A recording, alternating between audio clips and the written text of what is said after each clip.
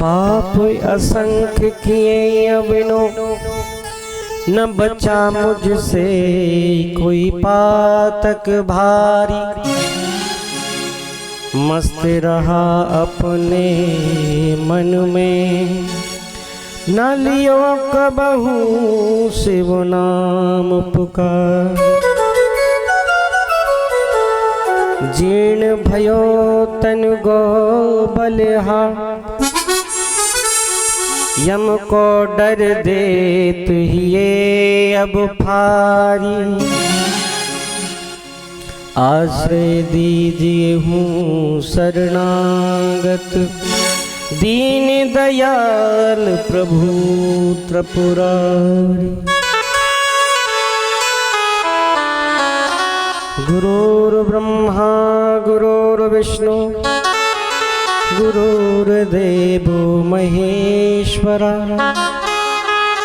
गुरुर्साक्षात् परं ब्रह्म, तस्मै श्री गुरुवे नमः।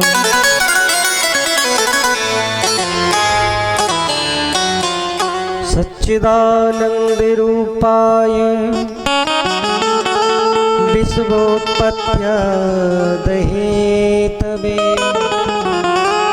तापत्रये विनाशाय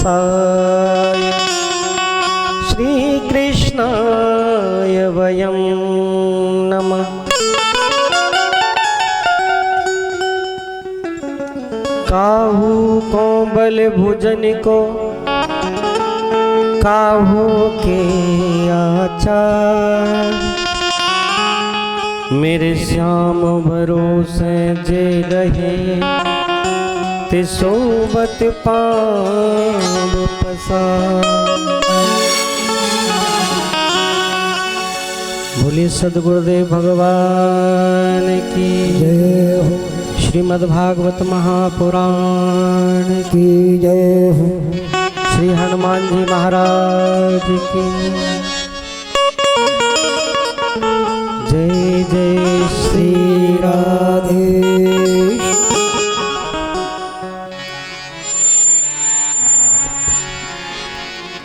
आइए परम परात्पर अखिलेश्वर अकारण करुणा वर्णालय श्री तड़दित बिनंदित पीताम्बरधारी श्री बांके बिहारी लाल की बांगमयी प्रतिमूर्ति श्रीमद् भागवत के कथा के आज आप और हम सब लोग पंचम दिवस में प्रवेश कर रहे हैं।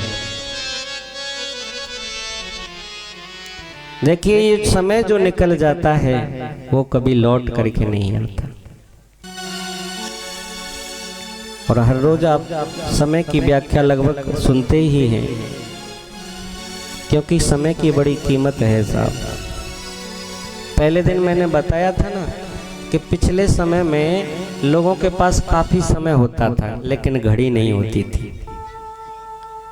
आज सबके पास घड़ी है लेकिन समय किसी के पास नहीं है।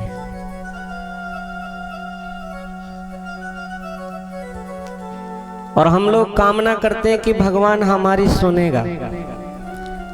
सच बताना, भगवान को कौन समय देता है? मंदिर जाते हैं, जैसे ही साहब भगवान की कथा पूरी होती है सबसे पहले भागने की पड़ती है। और कथा में पहुंचते भी लेट पहुंचते हैं और जल्दी जाना चाहते हैं। ये हमारी मनोदशा है।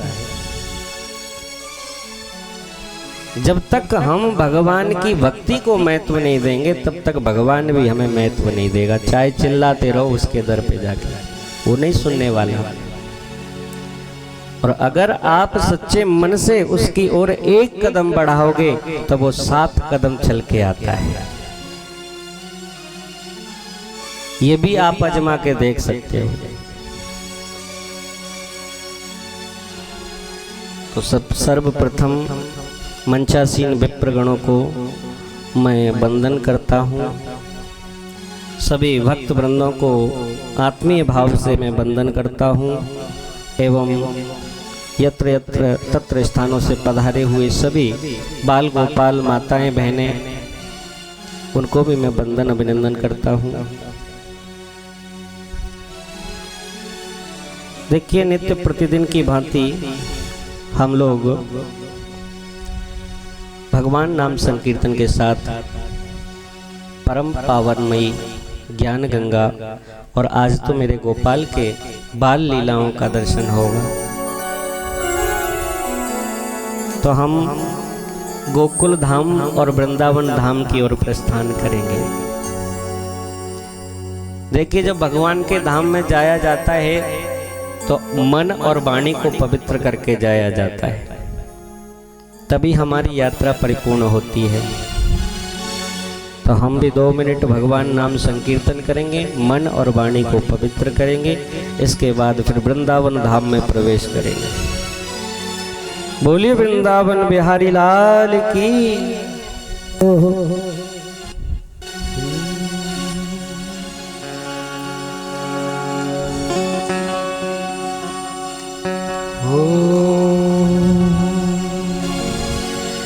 जिस देश में जिस भेष में परिवेश में रहो, राधा रमन राधा रमन राधा रमन कहो, राधा रमन राधा रमन राधा रमन कहो। जिस गाँव में जिस धाम में जिस नाम में रहो, जिस गाँव में जिस नाम में जिस धाम में रहो, राधा रमन राधा रमन राधा रमन कहो, राधा रमन राधा रमन राधा रमन कहो। जिस देश में जिस भेष में परिवेश में रहो, राधा रमन राधा रमन राधा रमन कहो।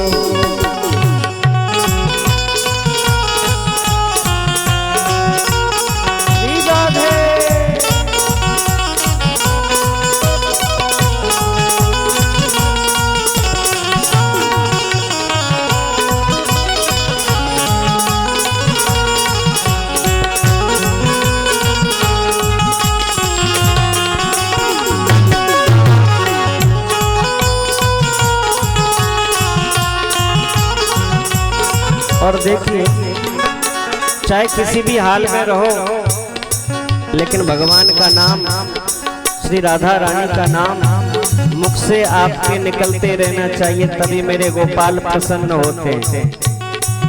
जिस हाल में जिस चाल में जिस ढाल में रहो, जिस हाल में जिस चाल में जिस हाल में रहो, राधा रमन राधा रमन राधा रमन कहो, राधा रमन राधा रमन राधा रमन कहो।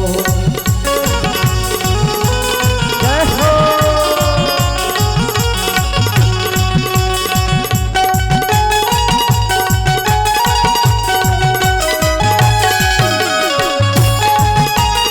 हरि बोल।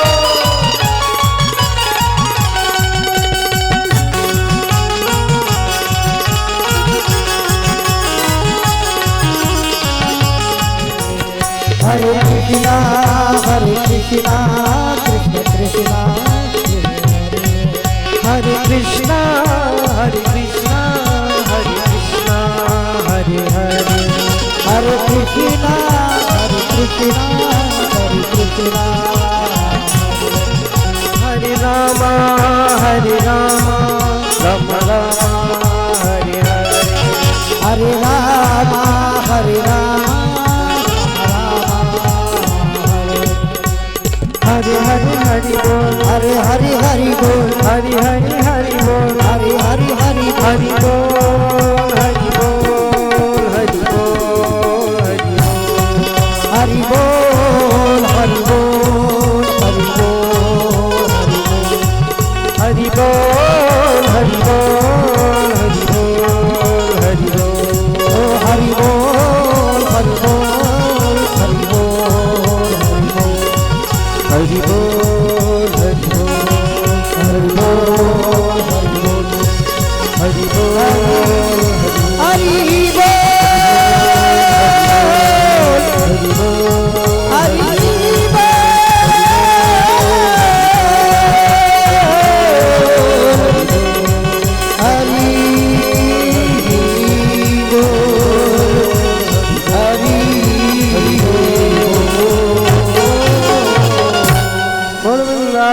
बिहारी लाल की जय। हनुमान जी महाराज की जय हो। जय जय श्री राम। राधे।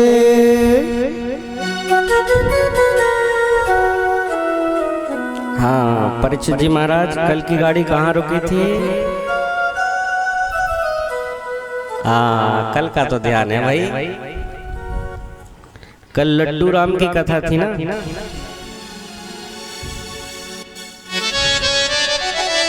देखो अच्छी चीज हमेशा याद रहती है। और कल गोपाल जी प्रकट भये तो जम के मिठाइयां बटी। और सब ब्रज की तो पूछो ही का, ब्रज में तो 6 महीने तक उत्सव मनता रहा।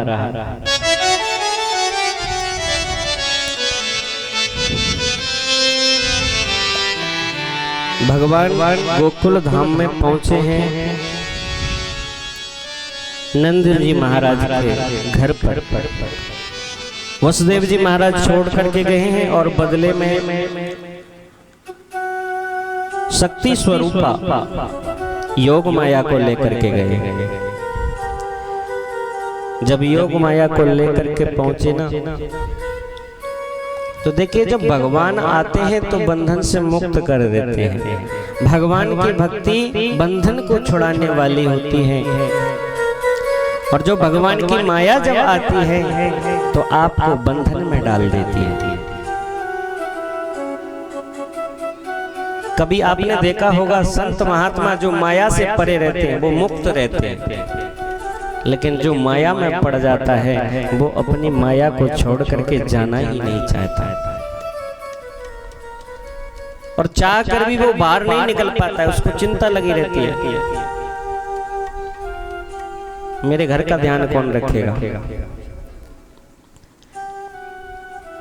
तो ये माया का प्रभाव है। तो जब योग माया को लेकर के वसुदेव जी पहुंचे ना, तो जो बंधन खुल गए थे वो बंधन फिर से लगने लगे। जो पहरेदार सो गए थे वो जागने लगे। और जब पहरेदार जागे तो उन्होंने देखा देवकी के हाथों में छोटा सा शिशु है। दौड़ करके कंस को खबर कर दी, महाराज देवकी का 8वां गर्भ हो गया। कंस दौड़ करके आया। इससे पहले इसने एक एक करके 6 पुत्रों को मार डाला था, कल आपने सुना था। और जो सबसे पहले पुत्र मारा था उसका नाम था कीर्तिमान।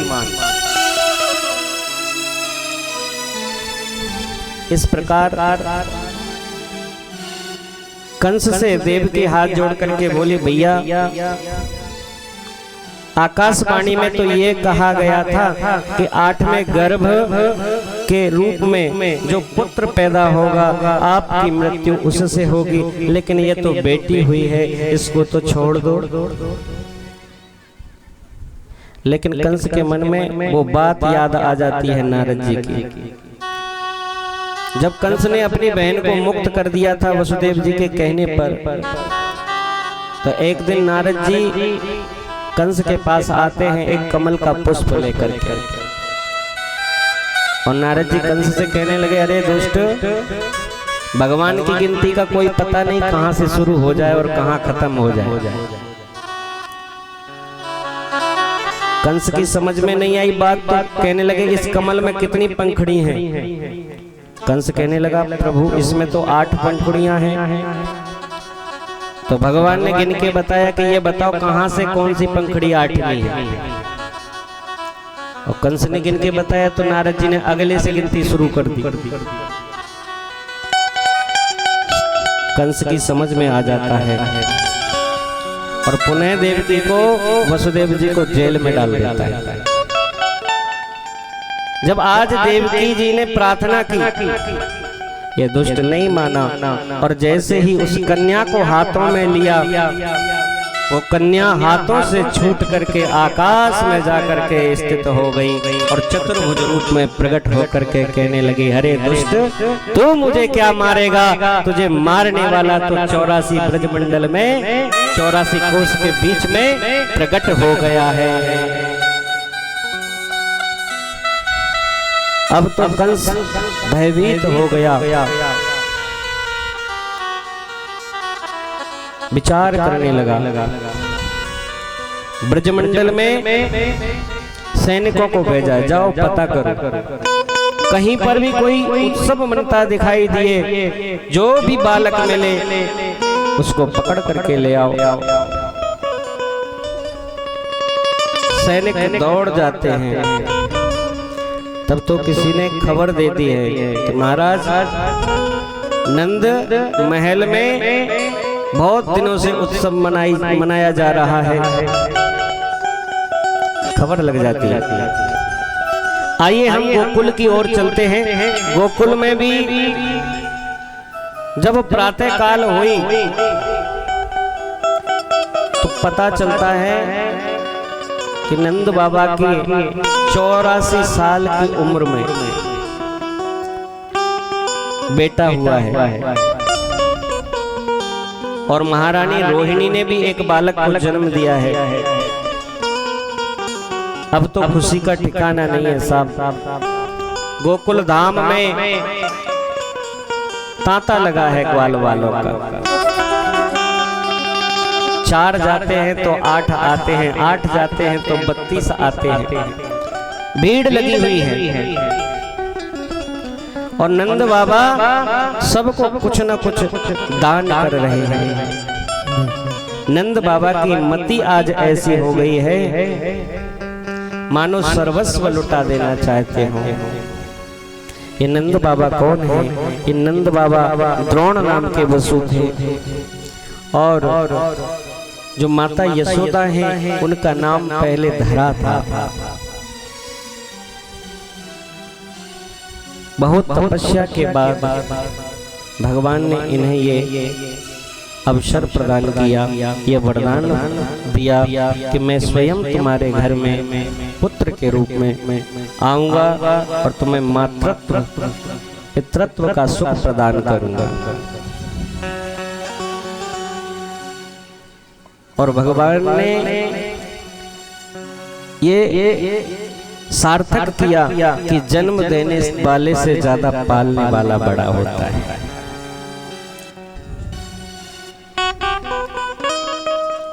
इधर नंद बाबा खुशियां मना रहे हैं। सुनंदा बुआ की खुशी का तो आज ठिकाना ही नहीं है, बड़ी प्रसन्न है। और देखिए जो बुआ होती है ना, इनको बड़ी खुशी होती है। अगर भाई के कहीं लड़का हो जाए तो फिर तो खुशी का ठिकाना ही नहीं होता। अब तो साहब सभी ब्रजवासी अपनी अपनी परात में लड्डू बना करके ला रहे हैं, कोई माखन के गोंदा बना करके ला रहे हैं और सभी एक दूसरे को बांट रहे हैं,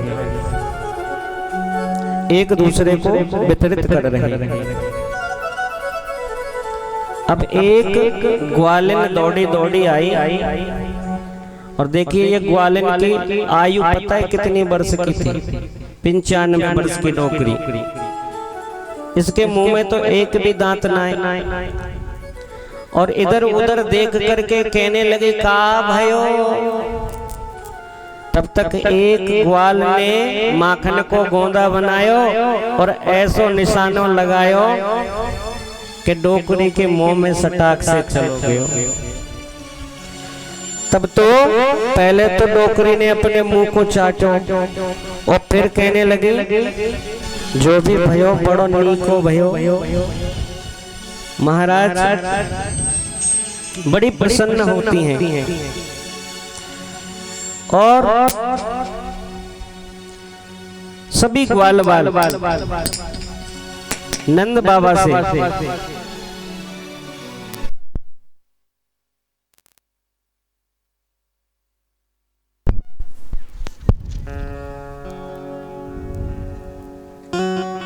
श्री राधे श्री राधे श्री राधे श्री राधे श्री राधे।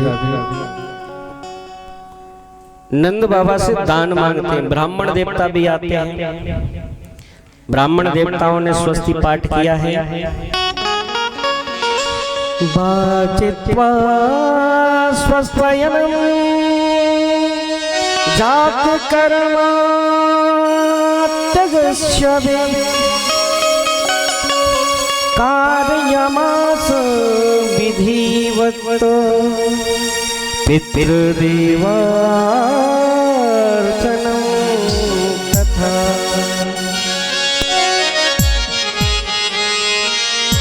स्वस्ति वाचन का पाठ किया, पितृ देवताओं की पूजा कराई और कृष्ण और बलराम दोनों को गाय के गोबर से पंचगव्य से स्नान कराया। देखिए हमारे यहाँ आदिकाल समय से 16 संस्कारों को महत्व दिया जाता है। 16 संस्कार हैं और जब हमारी आत्मा इस शरीर को छोड़ करके चली जाती है तो आखिरी संस्कार होता है जिसे अंतिम संस्कार कहा जाता है। जन्म से लेकर के मरण तक हमारे 16 संस्कारों का महत्व है। तो भगवान कृष्ण के संस्कार संपन्न कराए जा रहे हैं और भगवान को गाय के गोबर से स्नान कराया, पंचगव्य से स्नान कराया, सुंदर वस्त्रों को पहनाया। गोप्या सुमृष्टमणिकुण्डलानि कंठश्चित्रांबरपति शिखामच्युतमाल्यवर्षः। जितनी भी गोपियां हैं सबने सुंदर श्रृंगार कियो। काऊ ने माला पहनी, काऊ ने करधनी पहनी, काऊ ने पाजेब पहनी, सुंदर श्रृंगार कर रहे हैं। आज ब्रजराज के लाला जन्म भयो, छायो उर्मोद भयो अति सुखदाई है। नाचे सुर किन्नरी और अप्सरा और चाह भरी, बाजत मृदंग झांझ ढोल भी सवाई है।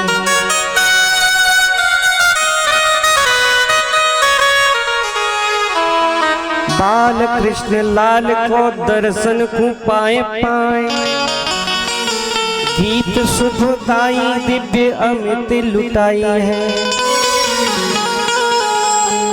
देखो सखी आलिलेन कीजिए निहाल सखी, नंद जू के द्वारे आज बाजत बधाई है। जय हो नंद जू के द्वारे आज बाजत बधाई है।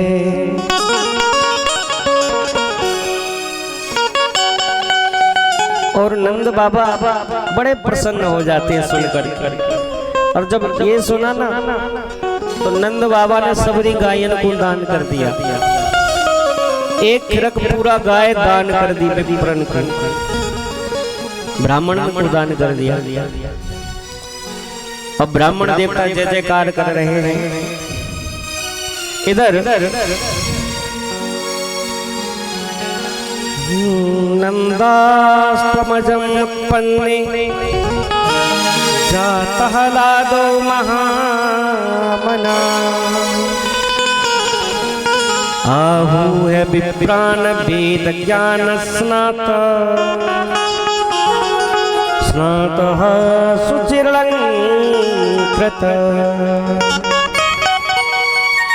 नंद जी के घर में आत्मज हुआ, इसलिए आज नंद महाराज महान मन वाले हो गए। और क्या किया?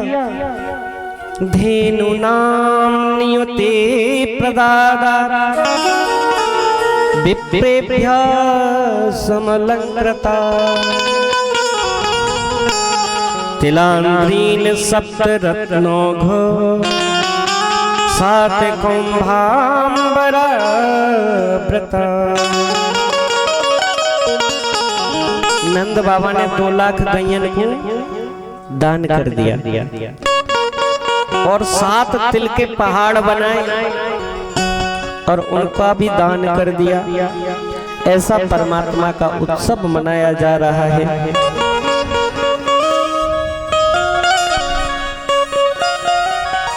नंद कछु इतनो दियो, घनश्याम कुबेरम की मति बोरी, देखत मोहि लुटाई दियो,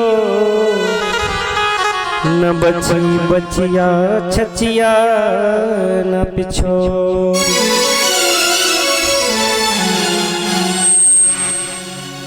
आज बड़े प्रसन्न हो रहे हैं नंद बाबा। और जो भी गोप ग्वाल गोपियां जो आती है ना, जिनके हाथ में जो खुद ग्रहण करती है, जिनको बधाई मिलती है, वो भी अपनी बधाई नंद बाबा के उस लाल पर न्यौछावर कर देती है। जिसके हाथ में जो आता है वही लुटा देती है। आज ऐसा लगता है मानो सभी लोग धनवान हो गए हैं। देखिए, सांसारिक धन का महत्व भगवान नाम रूपी जो धन है, परमात्मा रूपी जो धन है, उसके आगे फीका पड़ जाता है। जिस धन के लिए मीराबाई ने सारा वैभव छोड़ दिया, उस धन को आज मेरे नंद बाबा ने प्राप्त किया है। और जितने भी ब्रजवासी हैं सब अपने आप को धन्य समझ रहे हैं।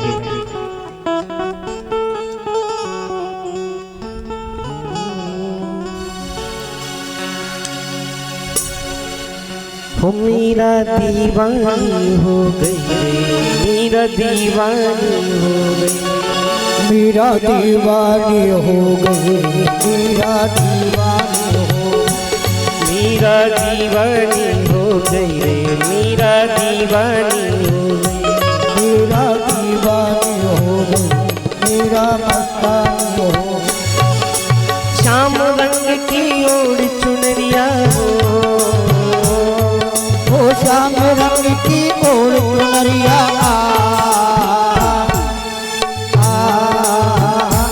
मीरा मीरा मीरा दीवानी हो गई रे, मीरा मस्तानी हो गई, मीरा दीवानी हो गई, मीरा मस्तानी।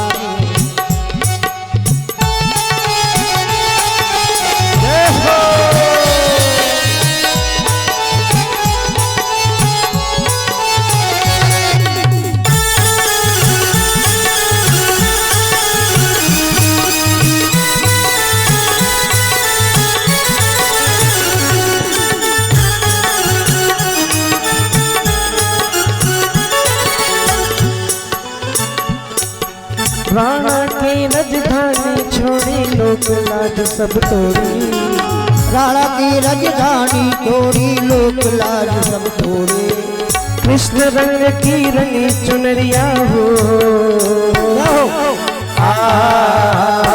मीरा मीरा मीरा दीवानी हो गई रे, मीरा मस्तानी हो गई,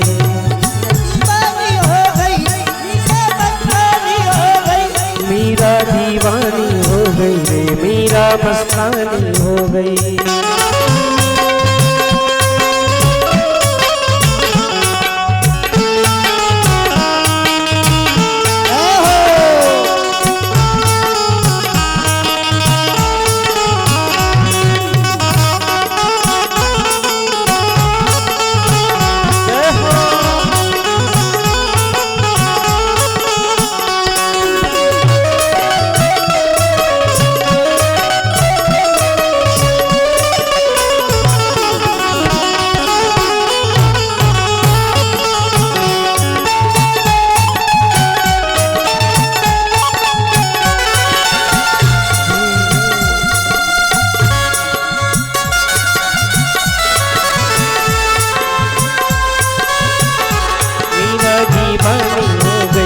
मीरा दीवानी हो गई, मीरा दीवानी हो गई रे, मीरा दीवानी हो गई, मीरा मस्तानी हो गई, मीरा मस्तानी हो गई, मीरा दीवानी हो गई, मीरा मस्तानी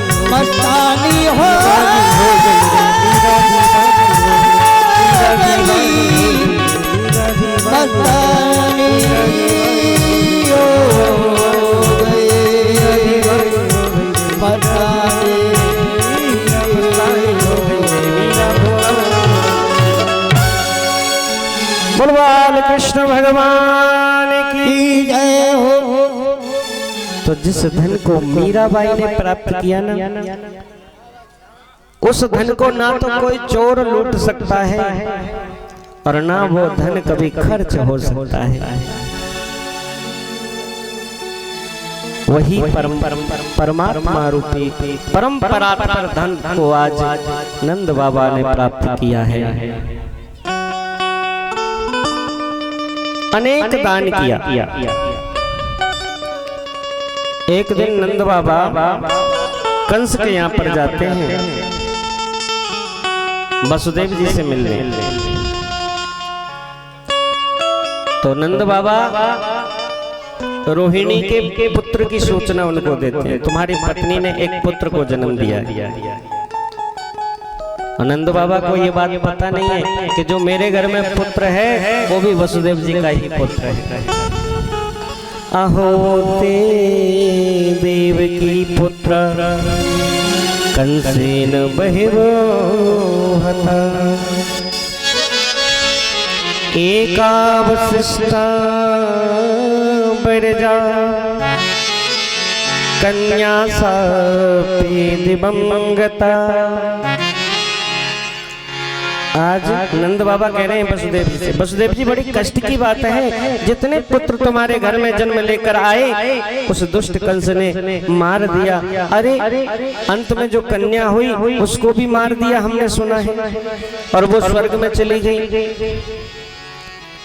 भैया मोकू सुन के बड़ो कष्ट भयो। अब वसुदेव जी सोचते हैं अब कैसे कहें कि तुम्हारे घर में जो बालक है वो हमारा ही बालक है। वसुदेव जी कहते हैं मन को छोटा ना करो, और मन को छोटा करने से कोई फायदा नहीं है। नंद जी ने कही भैया मेरा थोड़ा ही है तुम्हारा ही है, समझ लो। दोनों मिलकर बहुत प्रसन्नता हुई, दोनों प्रसन्न हुए, क्योंकि नंद बाबा वसुदेव जी के मित्र हैं। इधर कंस ने रात्रि में आपातकालीन सभा बुलाई। सभा बुलाकर अपने सैनिकों को कहा मेरे शत्रु कृष्ण ने जन्म ले लिया है, मैं नहीं चाहता कि वो और भी बलिष्ठ हो और भी बलवान हो। तब तो सैनिक कहने लगे आपका शत्रु मारा जाएगा। कंस ने कहा ये तो ठीक है, लेकिन तुम लोगों को घर में कौन घुसने देगा, क्योंकि वहां पर अनेक सैनिक लगे होंगे। भाई नंद बाबा कोई साधारण थोड़ी ना, गोकुल के राजा हैं जिन्हें नंदराज कहा जाता है। तब तो पूतना नाम की एक दासी थी, वो बोली मैं जाऊंगी।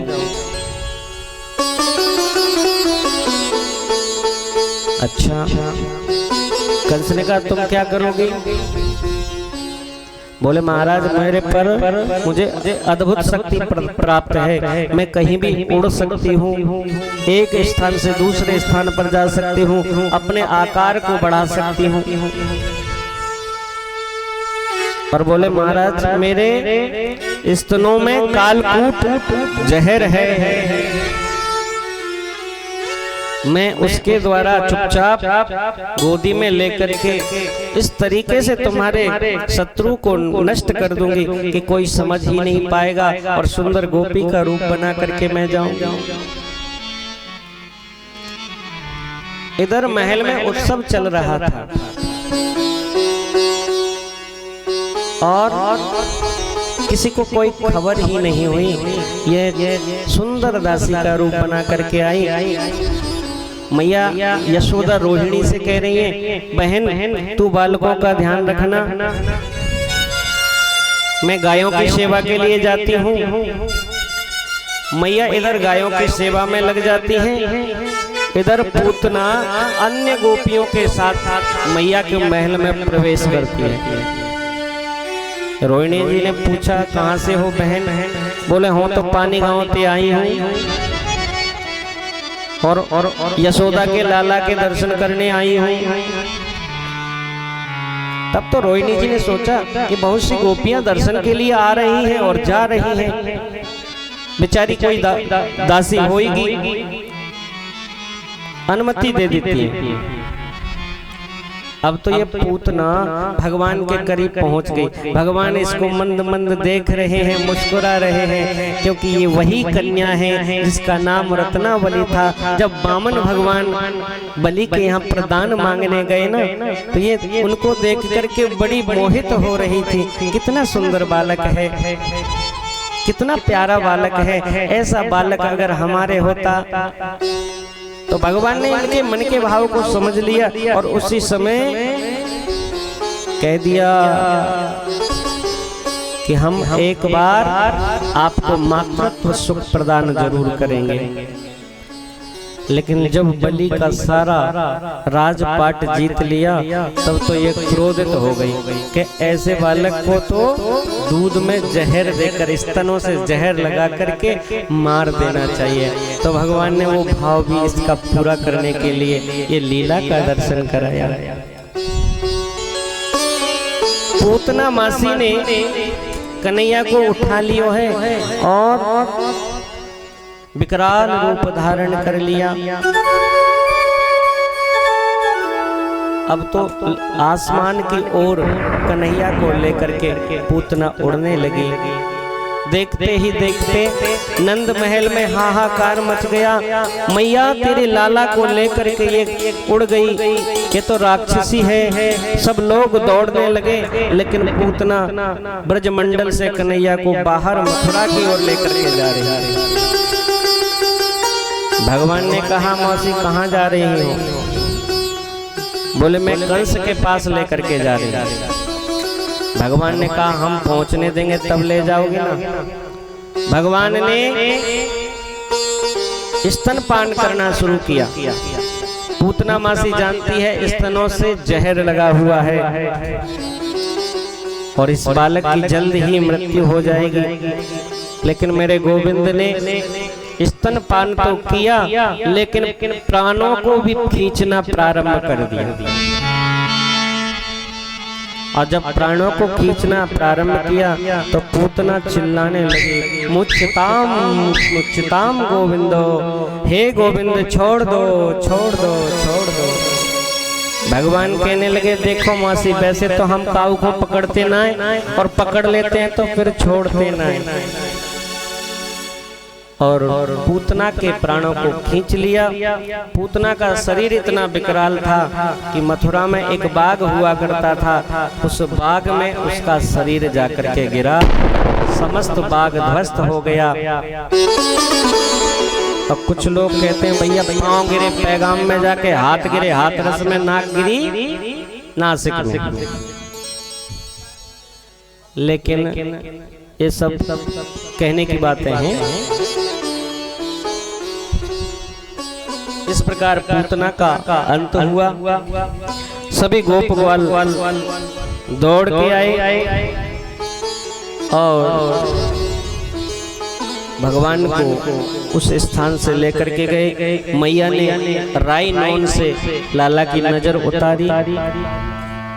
इसके बाद कागासुर नाम का एक दैत्य भेजा, जो कौए का रूप बना करके आया। भगवान ने अपने पैर के अंगूठे से ही ऐसी ठोकर मारी कि कंस के दरवाजे पर जाके गिरा। भगवान ने इस दुष्ट का भी अंत किया। अब तो अनेक प्रकार के दुष्टों को कंस भेजता है, लेकिन परास्त हो जाता है। जिसको भेजता है वो जीवित नहीं लौटता है। इधर ब्रज में उत्सव अभी भी चल रहा है और 6 महीने तक ब्रज में उत्सव चलता रहा। ऐसा ब्रज का उत्सव था। इधर भगवान भोलेनाथ को पता चलता है कि भगवान का जन्म हुआ है। भोले बाबा मन में विचार करते हैं कि मुझे भी वृंदावन जाना चाहिए। सब देवी देवता कोई ना कोई रूप बना करके जा रहे हैं, तो क्यों ना मुझे भी जाना चाहिए। मुझे भी जाना है। तो भोले बाबा भी वृंदावन पधार रहे हैं। बोलो भोलेनाथ भगवान की जय हो। भोला भंडारी आया मोहन तेरी गली में,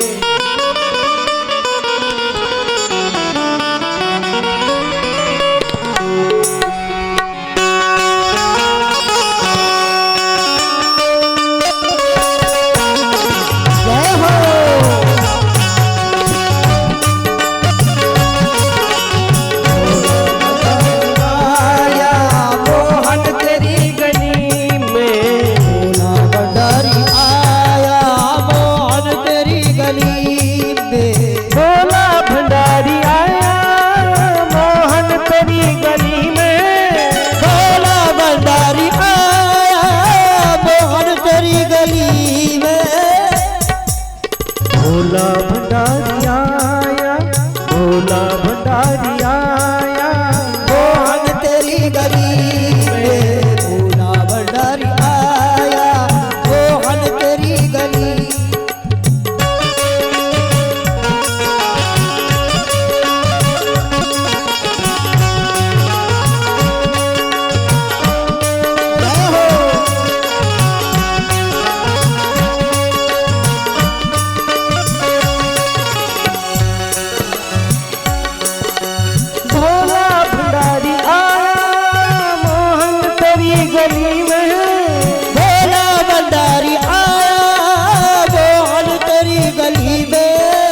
भोला भंडारी आया मोहन तेरी गली में।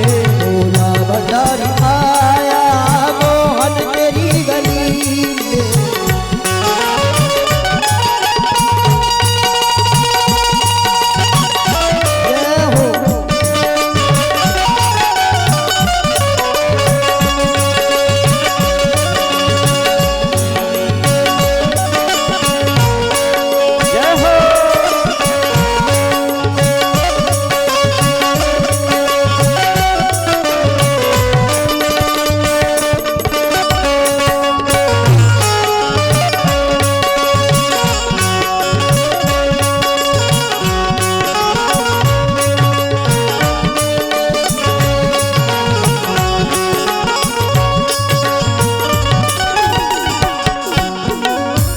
और जब मैया के पास पहुंचे ना, तो मैया से काशी ने जाके कही कि बाहर योगी आया है, तेरे लाला के दर्शन करना चाहता है। मैया कहने लगी अब मैं काऊ को दर्शन नहीं करने दूंगी, क्योंकि मथुरा से कभी पूतना आती है, कभी कागासुर आता है, कभी कर्णावत आता है। मैं लाला के दर्शन करावे वाली ना। भोले बाबा कहते हैं मैया से, मैया मुझे दिखा दे लाला की एक झलकी। ओ मैया मुझे दिखा दे लाला की एक झलकी। मैया मुझे दिखा दे लाला की एक झलकी। मैया मुझे दिखा दे लाला की एक झलकी। बड़ी दूर से हूँ आया मेरी मैया, बड़ी दूर से हूँ आया मोहन तेरी गली में। भंडारी आया तेरी गली में। मेरे बंसी वाले शाम, मेरे मुरली वाले शाम, मेरे बंसी वाले शाम, मेरे मुरली वाले शाम, मेरे बंसी वाले शाम, मेरे मुरली वाले शाम, मेरे बंसी वाले शाम, मेरे मुरली वाले शाम, मेरे बंसी वाले शाम, मेरे मुरली वाले शाम, मेरे बंसी वाले शाम, मेरे मुरली वाले शाम। भोला भंडारी आया मोहन तेरी गली में। भोला भंडारी आया तेरी गली में।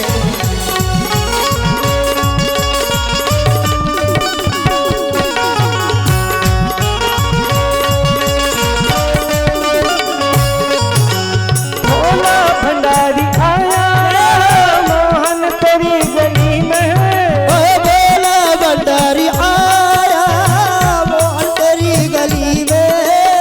एक झलक तो दिखा दे मोरी मैया, एक झलक तो दिखा दे मोरी मैया, एक झलक तो दिखा दे मोहन तेरी गली में, तो दिखा दे मोहन तेरी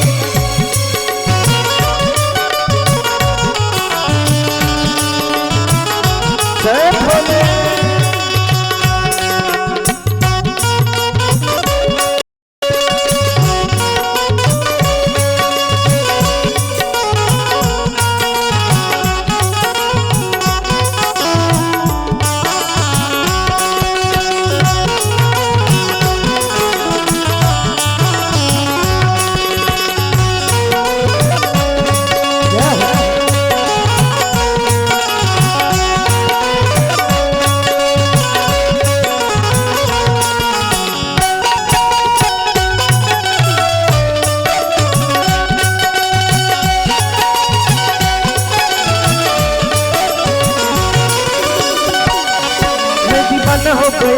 दीवाना हो गया रे, दीवाना हो गया रे, दीवाना हो गया रे, दीवाना हो गया, दीवाना हो गया रे, दीवाना हो गया। भोला भंडारी आया मोहन तेरी गली में, भोला भंडारी आया मोहन तेरी गली, कान्हा तेरी गली में, ओ कान्हा तेरी गली, ओ मोहन तेरी गली में, ओ मोहन तेरी गली, ओ कान्हा तेरी गली में, ओ कान्हा तेरी गली में, ओ कान्हा तेरी गली में, ओ कान्हा तेरी गली में, कान्हा तेरी गली में, कान्हा तेरी गली में, कान्हा तेरी गली में, भंडारी आया कान्हा तेरी गली पे, भोला भंडारी आया कान्हा तेरी गली पे, कान्हा तेरी गली पे, कान्हा तेरी गली। वृंदावन बिहारी लाल की जय हो। भोलेनाथ द्वार पर खड़े हैं, त्रिशूल को गाड़ दिया, अब तो वहीं पर बैठ जाते। कहने लगे लाला के दर्शन किए बगैर हम यहाँ से नहीं जाने वाले। अब मैया की दासी दौड़ करके जाकर के बोली मैया वो तो हटने का ही नाम नहीं लेते हैं, और मैया भेष भी अटपटो दिखे हैं, गले में नाग पड़े हैं, भस्मी रमाए हुए हैं, और देखने में बिल्कुल शंकर जी जैसे दिखते हैं। मैया कहने लगी कोई बने रहे, लेकिन हम अपने लाला को नहीं दिखाने वाले। भोलेनाथ जी के मन में विचार करते हैं, भगवान कृष्ण को इशारा करते हैं, प्रभु ऐसे तो बात बनने वाली नहीं है, अरे कुछ कृपा तुम ही कर दो।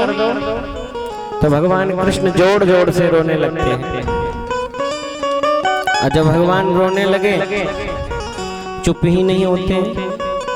मैया बार बार मनाने की कोशिश करती हैं, प्रयास करती हैं, पैपान कराती हैं, लेकिन फिर भी कन्हैया नहीं मानता, जोर जोर से चिल्ला रहे हैं। और जब भगवान शांत नहीं हुए, चुप नहीं हुए, तो मैया कहने लगे मोको तो ऐसा लगे कि काऊ ने कुछ कर दियो। देखो जो माता होती है ना, जब बेटा उनका शांत नहीं होता है, जो छोटा बच्चा होता है, तो मन में सबसे पहले यही भाव आता है। मैया कहने लगी अब क्या करें। तब तो गोपी बोली बाहर जो बाबा जी बैठे हैं उनसे ही झाड़ा लगवाए लेते हैं। और जो बाबा ने सुना तो बाबा जी कहने लगे अब हम यहाँ से चले जाएंगे। गोपी जाती है बुलाने के लिए बाबा जी। बाबा जी कमंडल उठा करके चलने लगते हैं। गोपी हाथ पकड़ती है, महाराज जी हमारे लाला को झाड़ा लगा दो। बोले अभी हम जब कह रहे थे तब तो तुम्हारी मैया दर्शन नहीं करा रही थी। चले योगी नंद भवन में, चले रे योगी नंद भवन में, चले रे भवन में, रोहे यशोदा माये बुलावे, सोए यशोदा माये बुलावे,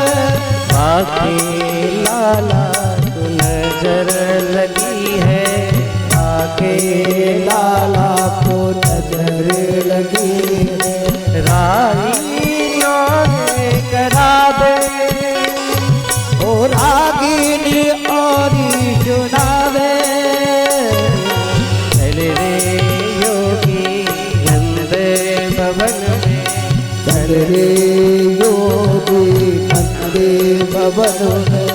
यशोदा माई बुलावे, ओ यशोदा माई बुलावे,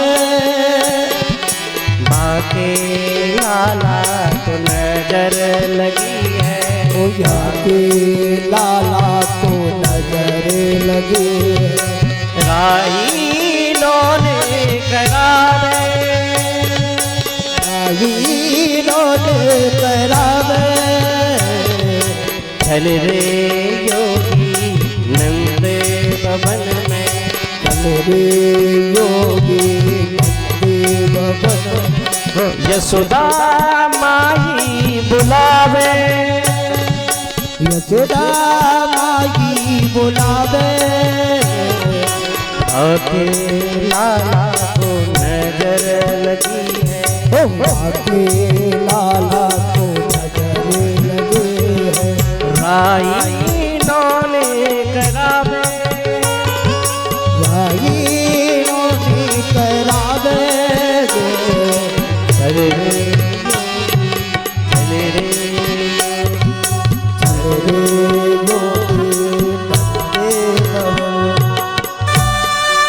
आज गोपी कहती है बाबा से, है योगी नंद भवन में चलो, यशोदा मैया के लाला को नजर लग गई सो बाकी नजर झाड़ दी। भगवान कहने लगे हम तो ऐसी नजर झाड़ेंगे कि कभी वाकू नजर लगेगी नहीं, दुनिया को उसकी नजर लग जाएगी लेकिन उसको किसी की नजर नहीं लगेगी। आज भगवान भोलेनाथ द्वार पर पहुंच जाते हैं। यशोदा मैया ने जैसे ही लाला को दिया है, लाला देखकर खिलखिला करके हंसने लगे। मैया कहने लगी बाबा तेरे हाथों में तो बड़ो जादू है। तो को देख करके ही लाला हंसने लगा, मुस्कुराने लगा। मैया गदगद हो जाती है। बाबा कहने लगे देवी इस बात को तुम नहीं जानती, हमारा बहुत पुराना नाता है इनके साथ में। तब तो गोपी कहने लगे, यशोदा मैया कह रहे हैं क्या? ओ रहे योगी नंद भवन में, रह रे योगी नंद भवन में, ब्रज में बासो कीजे। रह रे योगी नंद भवन में, ब्रज में बासो कीजे। जब जब मेरो लाला रोवे, तब तब दर्शन दीजे। जब जब मेरो लाला रोवे, तब तब दर्शन दीजे। रह रे योगी नंद भवन में, रह रे योगी नंद भवन में, ब्रज में बासो कीजे। ब्रज में बासो कीजे। जब जब मेरो लाला रोवे, तब तब दर्शन दियो। जब जब मेरो लाला रोवे, तब तब दर्शन दीजे। रह रे योगी नंद भवन में, जब जब दर्शन दियो। रे योगी नंद भवन में।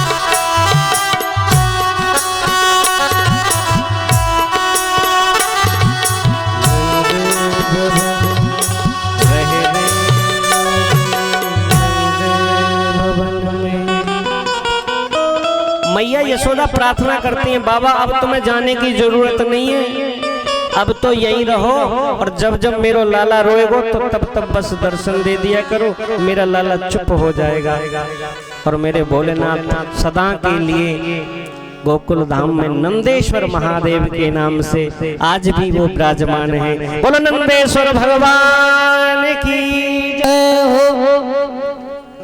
भोलेनाथ ब्रज में ही वस जाते हैं। आगे तृणावत नाम का राक्षस आता है और उसका भगवान उद्धार करते हैं, और ये गोल गोल हवा का वायु का वेग बना करके आता है और भगवान एक छोटी सी गाड़ी के नीचे विश्राम कर रहे थे,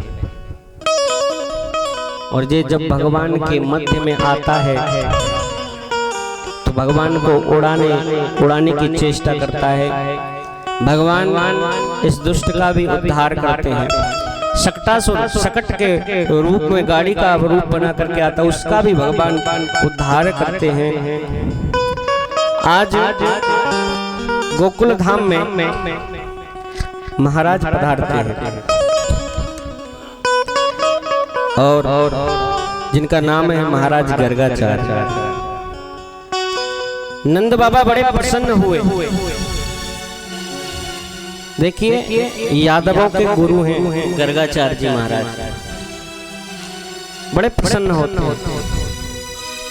आज रोहिणी के पुत्र का नामकरण करने आए हैं, तो मन में विचार करते हैं लगे हाथ हमारे भी बेटे को नामकरण हो जाएगा। सुंदर गौशाला में एक तख्त बिछाया है, उस पर सुंदर आसन बिछाई है और गर्गाचार्य जी को आसन प्रदान करी है। यदूनामहं माचार्य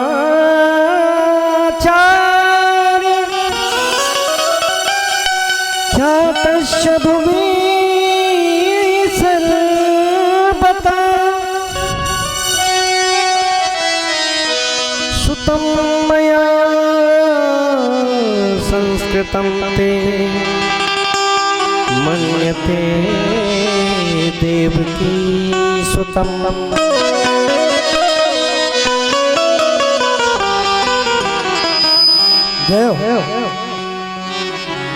गर्गाचार्य जी कहने लगे असल में नंद जी बात ये है कि मैं यादवों का गुरु हूँ, और अगर मैं तुम्हारे बेटे का नामकरण कर दूंगा तो कंस को ये बात पक्की लग जाएगी कि ये तुम्हारा बेटा नहीं, ये वसुदेव का बेटा है।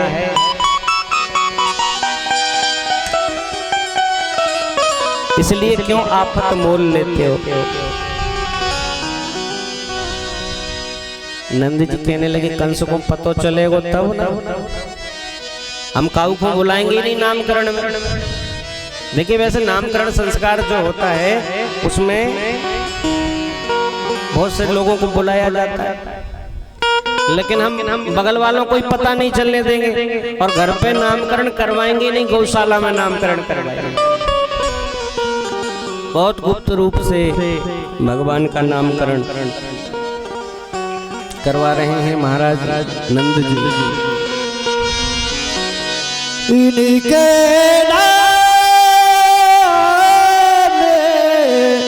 अनेक अनूपा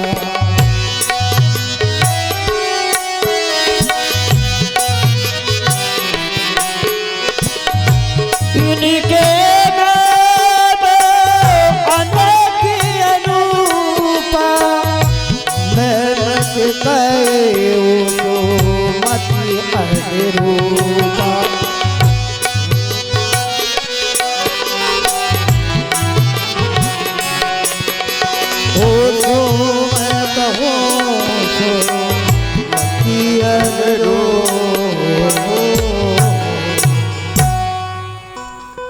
आज यशोदा मैया सुंदर खीर बना करके लाती है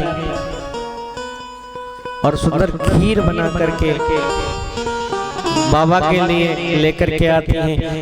गर्गाचार्य जी बैठे हैं ना, तब भोग लगाएंगे। जब अपने व्रत को खोलेंगे, फलाहार करेंगे, इसके बाद पूजन कराएंगे, यशोदा रोहिणी को बुलाएंगे, फिर लाला का नामकरण कराएंगे। पहले खीर बना करके लेकर के आई, अब इधर गर्गाचार्य जी भोग लगा रहे हैं।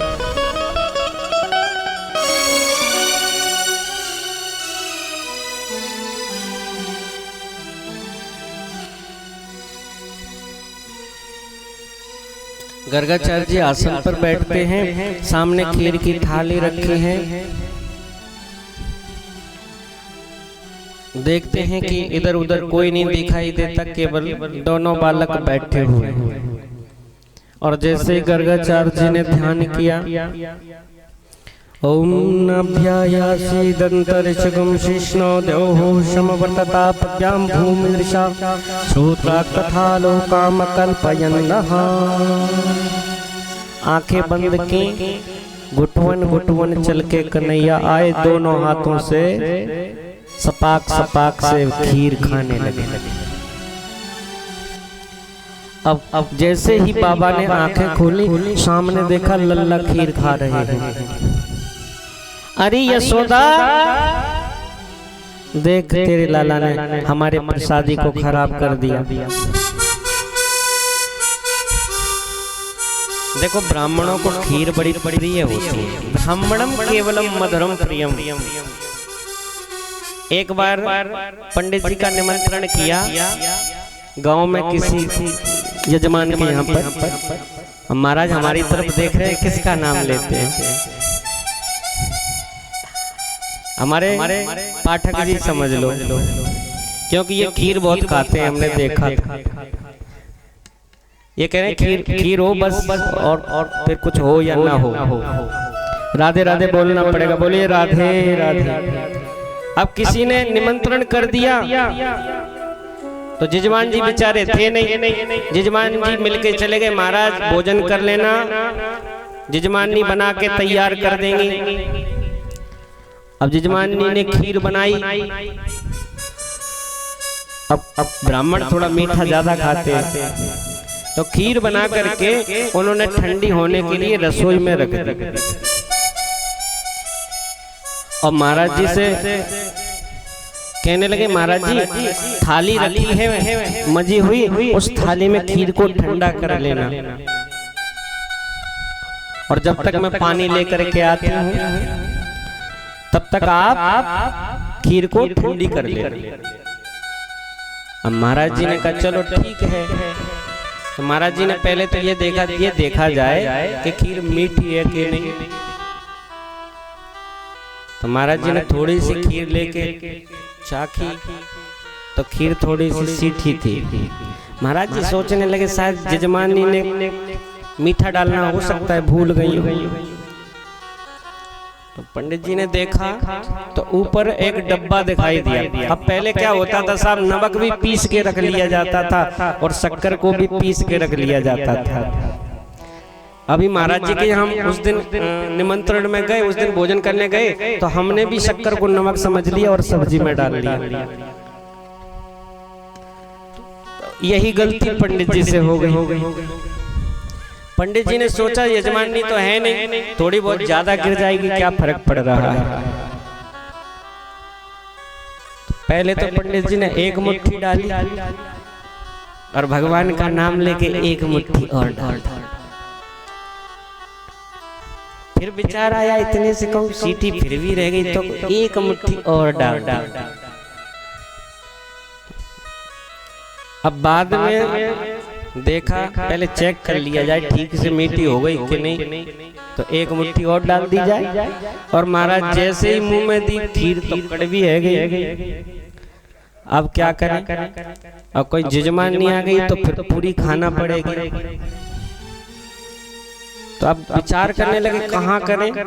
तो पहले के समय में घर के आंगन में ये कुआं जैसा खोद के रखते थे अनाज डालने के लिए। क्या कहते थे उसको?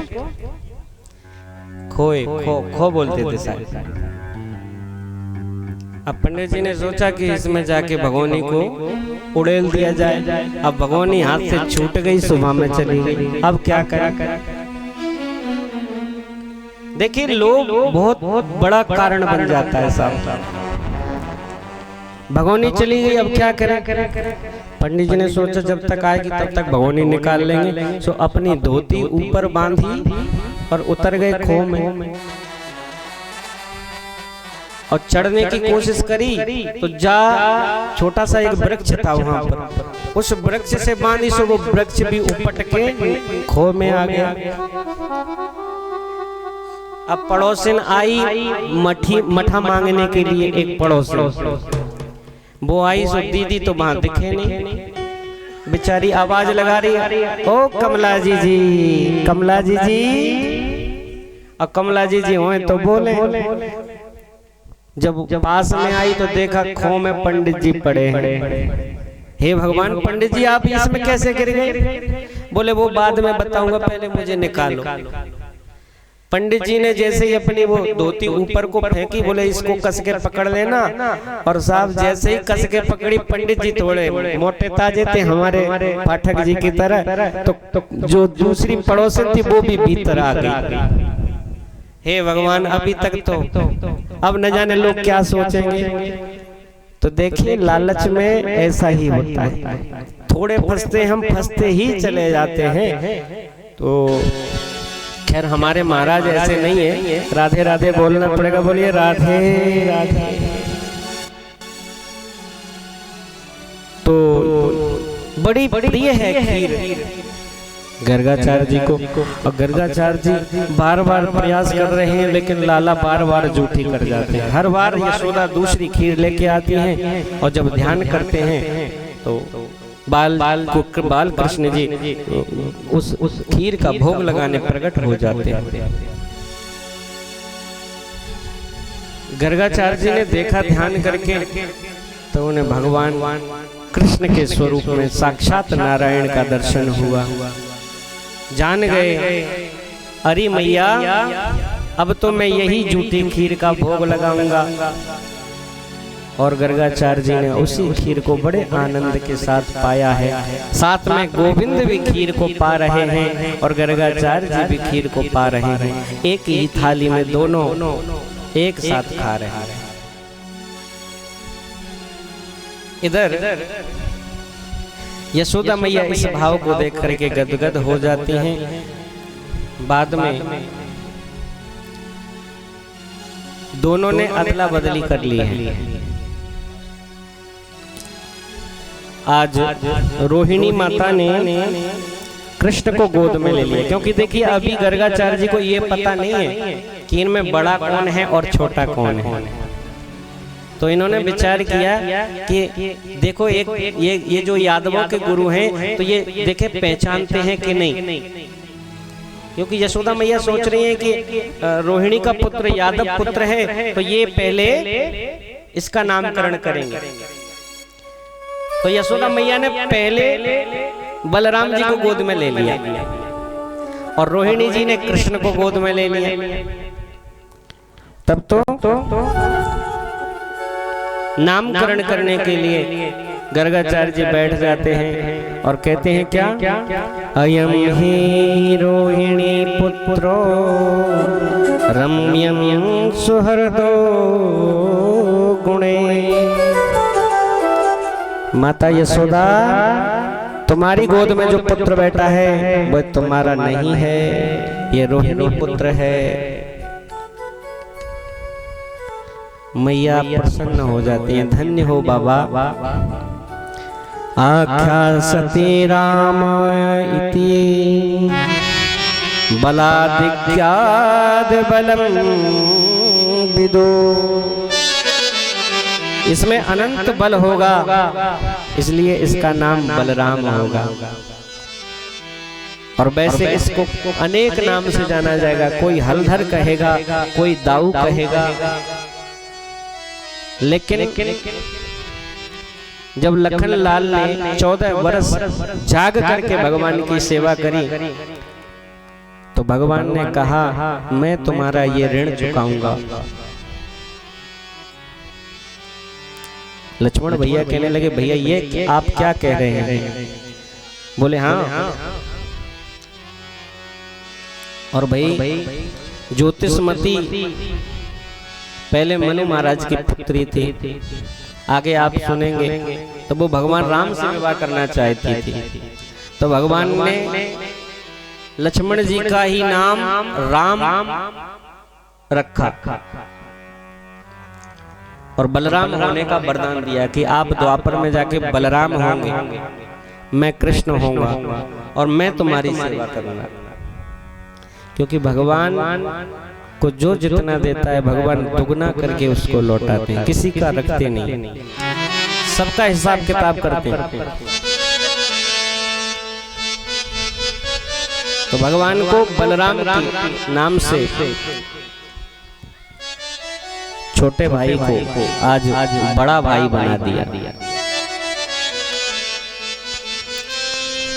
इस प्रकार और मैया तुम्हारे गोद में जो बैठा है, आसन वर्णास्त्रयो हास्य ग्रहतो न यज्ञम तनु शुक्लो रक्तस्तथा पीत इदानीं कृष्णतां गता। बोले मैया पहले इनका शुक्ल वर्ण था, शुक्ल वर्ण। हाँ देखिए हम लोग भूल जाते हैं, ये कौन सा वर्ण चल रहा है? कल्प चल रहा है श्वेत बराह कल्प। हमारे यहाँ 3 कल्पों की कथा है, नील बराह कल्प, पीत बराह कल्प और ये जो चल रहा है श्वेत बराह कल्प। और एक समय इनका रक्त वर्ण भी था, रक्त बराह कल्प। इस प्रकार माता ये वसुदेव जी का भी पुत्र बन चुका है, इसलिए इनका नाम वासुदेव भी होगा और इनका नाम गोविंद होगा, मधुसूदन होगा, मुरलीधर होगा और ये जगत को मोहने वाले होंगे, इसलिए इनका नाम मोहन भी होगा। इनके अनेक नाम होंगे। मैया कहने लगी वो तो ठीक है, लेकिन ये तो बताओ ब्याह म्याह होएंगे कि नहीं? अब तो गुरुजी मुस्कुराने लगे, मैया एक हो तो मैं बताऊं। देखो सबको लड़कों के ब्याह की बड़ी चिंता होती है। कई लोग आते कुंडली दिखवाने, बोले महाराज इसको ब्याह म्याह देख लो कैसो का होएगो, बहू कैसी मिलेगी। तो मैया भी पूछ रही है। बाबा कहने लगे मैया एक ब्याह नहीं होंगे, 16,108 ब्याह करेगा। हे भगवान, मैया सोचने लगी मैं 16,108 कहाँ रखूंगी। बोलो बाकी चिंता तुम मत करो, ये अपने आप व्यवस्था कर लेगा।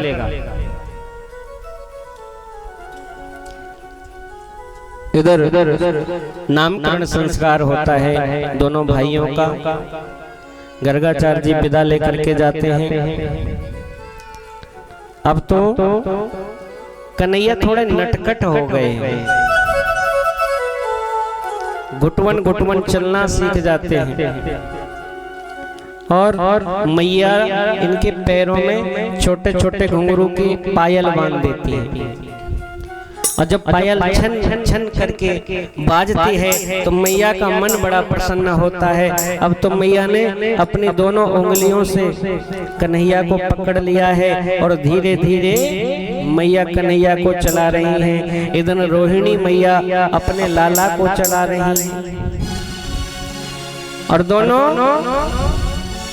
नाचने लगे। नाचे नंदलाल नचाबे हर की मैया, नाचे नंदलाल नाचे नंदलाल नचाबे हर की मैया, नाचे नंदलाल।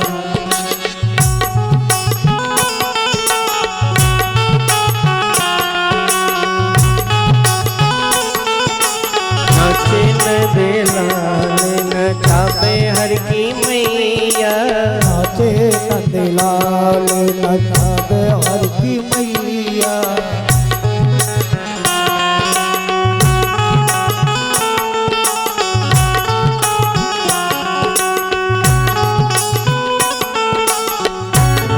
झुन रुन झुन पायल बाजे।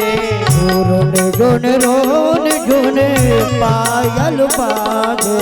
पायल बाजे पायल बाजे। रुन झुन झुन पायल बाजे। रोन रोन रोन रोन पायल बाजे। ठुमक ठुमक धर रे कन्हैया।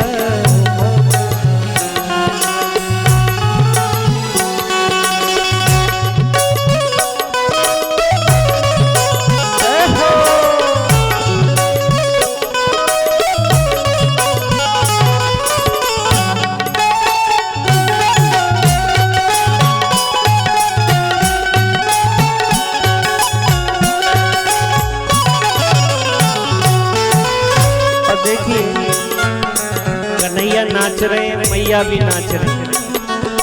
नचे नंदलाल नचावे हर की मैया। नाचे नंदलाल नचावे हर की मैया। नचावे हर की मैया। नचावे हर की मैया। नचावे हर की मैया। नचावे हर की मैया। नचावे हर की मैया। नचावे हर की मैया।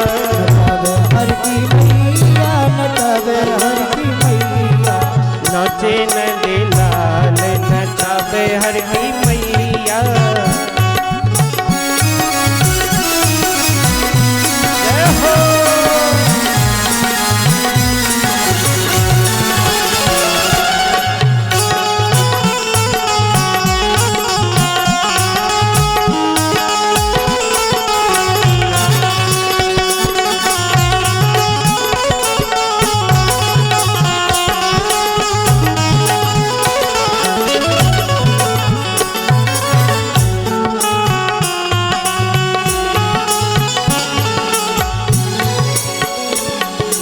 नाचे नंदलाल नचावे हर की मैया। नाचे नंदलाल नचावे हर की मैया। आज कन्हैया नाच रहे और ये देख करके देवता लोग ऊपर से देख रहे हैं। हे भगवान, जो सबको नाच नचाता है आज उसको एक अहीर की छोरी नाच नचा रही है। ये देख करके सब विचलित हो जाते हैं। शेष महेश गणेश दिनेश सुरेश जाय निरंतर ध्यावे। ताहि अखंड अनंत यना अछेद अवेद सुवेद बतावे। नारद से सुख व्यास रहे पछहार को पुन पार न पावे। और ताहि अहीर के छो हरिया छछियावर छाछ पे नाच नचा। जिसकी माया को ब्रह्मा जी भी नहीं जान पाते, जो सारे ब्रह्म को नचाने वाला है, जो सारे ब्रजमंडल को नचाने वाला है, जो सारे संसार को नचाने वाला है, आज ब्रज की गोपियां उस पूर्ण ब्रह्म को नचा रही है। वो पूर्ण ब्रह्म यशोदा के आंगन में नाच रहा है। प्रेम जब अनंत हो जाए ना तो ब्रह्म नहीं पूर्ण ब्रह्म भी हमारे आंगन में आकर नाचने को मजबूर हो जाता है। प्रेम में वो शक्ति है, भक्ति में वो शक्ति है। यशोदा तेरे लाला की कहा कही जाए। जो गोपियां हैं ना, आज इनको कोई भी काम करने की इच्छा नहीं होती। जब तक लाला के दर्शन ना कर ले, जब तक लाला को देख ना ले, इनको चैन नहीं पड़ता है। देखे बिन कान्हा जब मन नहीं माना, इन आँखों से आज हमने ब्रह्म पहचाना। कृष्ण पद कमलों में मन को लगाना, इन गोपियों का ताना ये उल्हाना तो बहाना।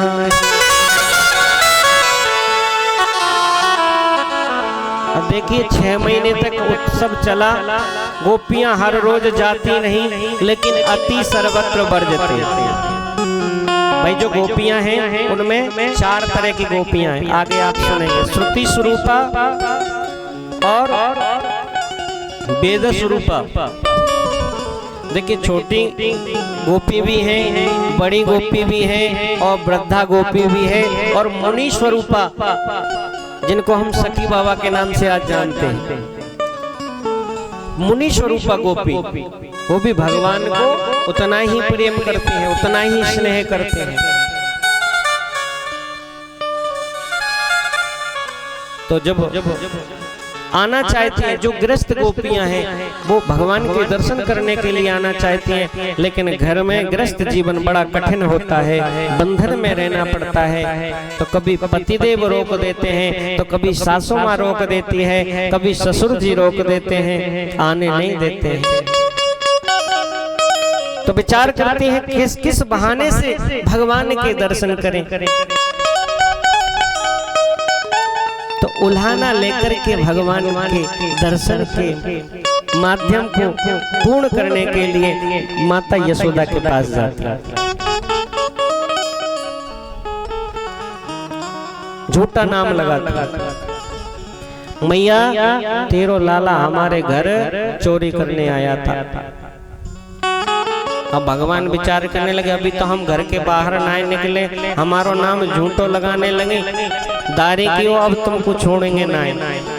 अब तो भगवान ने अपना मंडल तैयार किया, और जो छोटे छोटे ग्वाल वाल है ना, वो भगवान के नंद महल में आकर के भगवान से दोस्ती कर रहे हैं।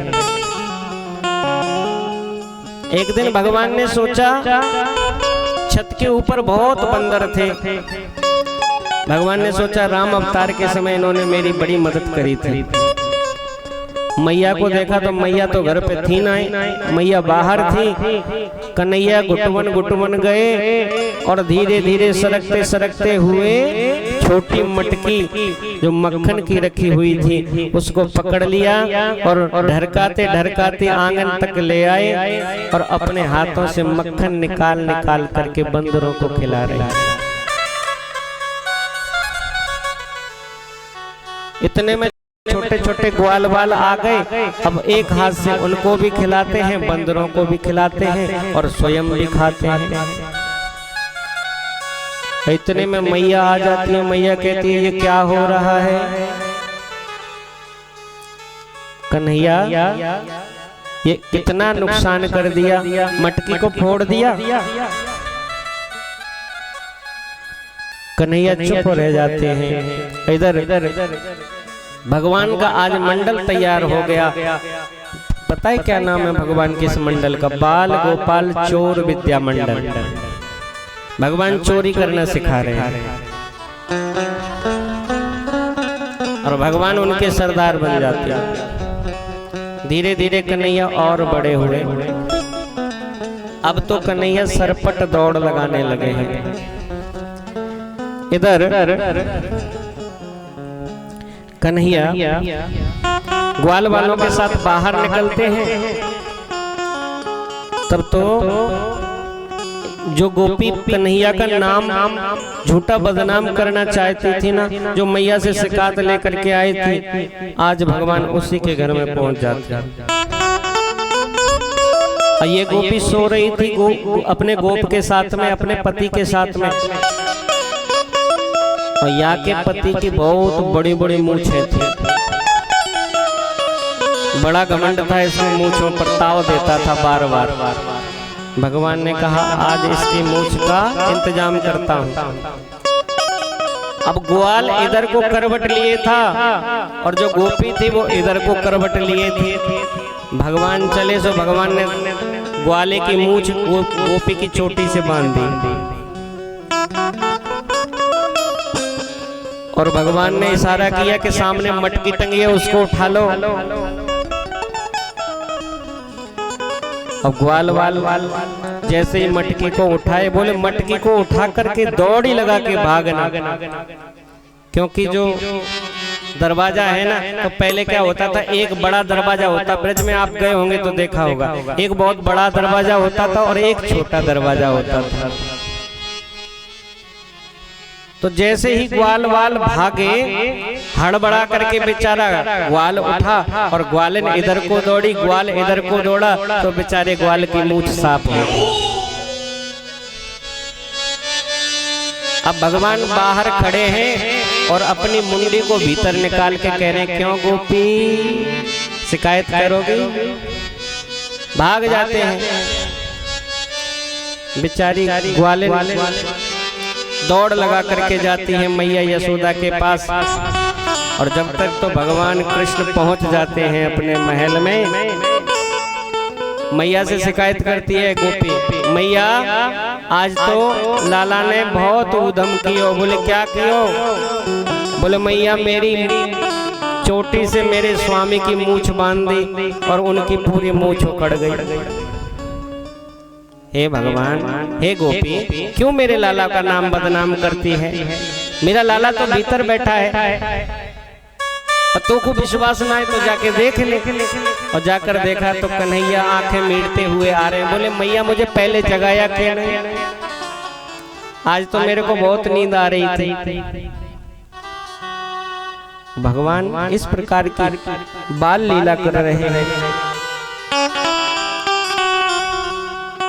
एक दिन भगवान दूसरी गोपी के यहाँ जाते हैं, लेकिन ये गोपी थोड़ी सतर्क है, समझदार है, पहले से होशियार हो गई है। या यूं समझ लो कि भगवान के लिए इसने जाल बुना है कि आज गोपाल को रंगे हाथ पकड़ेंगे।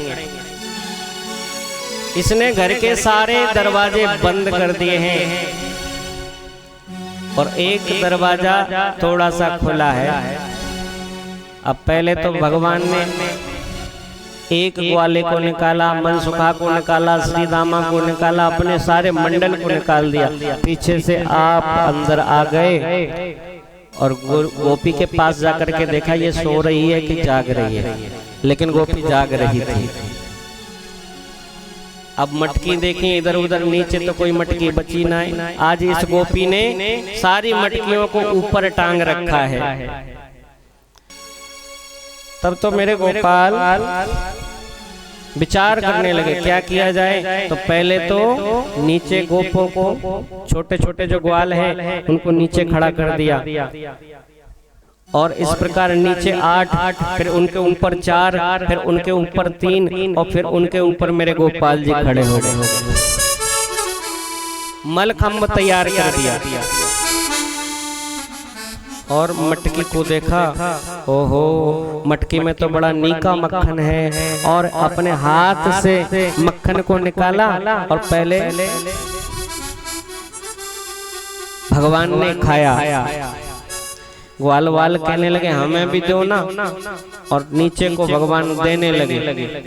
धीरे धीरे धीरे धीरे सारी मटकी को साफ कर दिया और इतने में श्री दामा को छींक आ गई तो भरभरा के मलखंब गिर गया, लेकिन मेरे गोपाल जी ऊपर ही लटके रहे। इतने में गोपी जाग गई, जोर जोर से चिल्लाने लगी, सारे ग्वाल भाग गए, लेकिन मेरे गोपाल जी वहीं पर टंगे रहे। जैसे मंदिर में घंटा टंगा होता है ना, ऐसे ही गोपाल जी लटके हैं। अब तो गोपी भगवान की उस मनोहारी छवि को निहार रही है।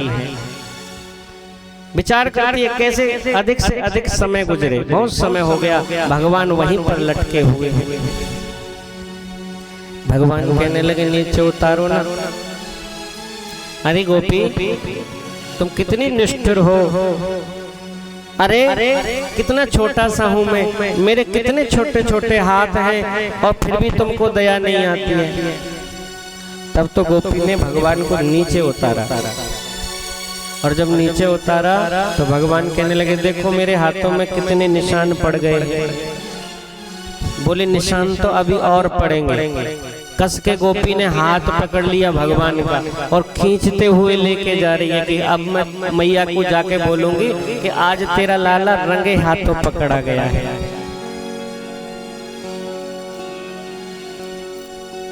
तब तो भगवान कहने लगे ऐसे कोई जाता है? अरे जो लाजवती स्त्रियां होती हैं वो घूंघट डाल के जाती हैं,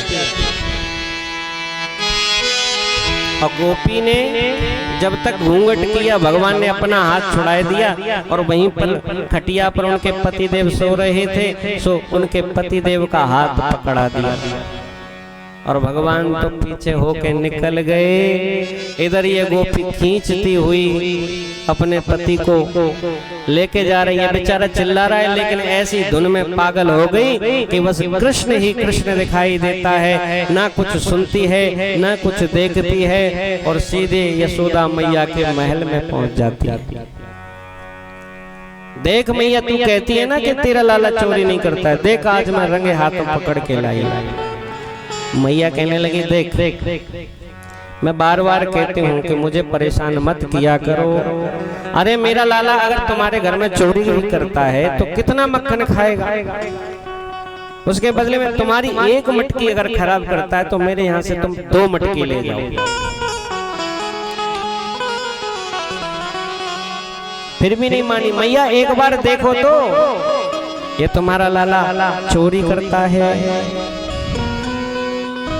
तब तो कन्हैया कहने लगे मैया ये जो गोपी है ना मेरा नाम झूठा बदनाम करती हैं। बोले क्यों? बोले ये चाहती हैं कि तेरे लाला का ब्याह ना हो,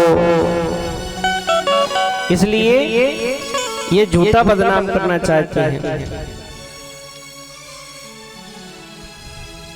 तब तो वो गोपी कहती है मैया एक बार अपने लाला को देख तो लो पहले। मैया कहने लगी मैं तो देख रही हूँ दारी की, पहले तू घूंघट उगार के जा देख कि मेरा लाला है कि तेरो खसम है।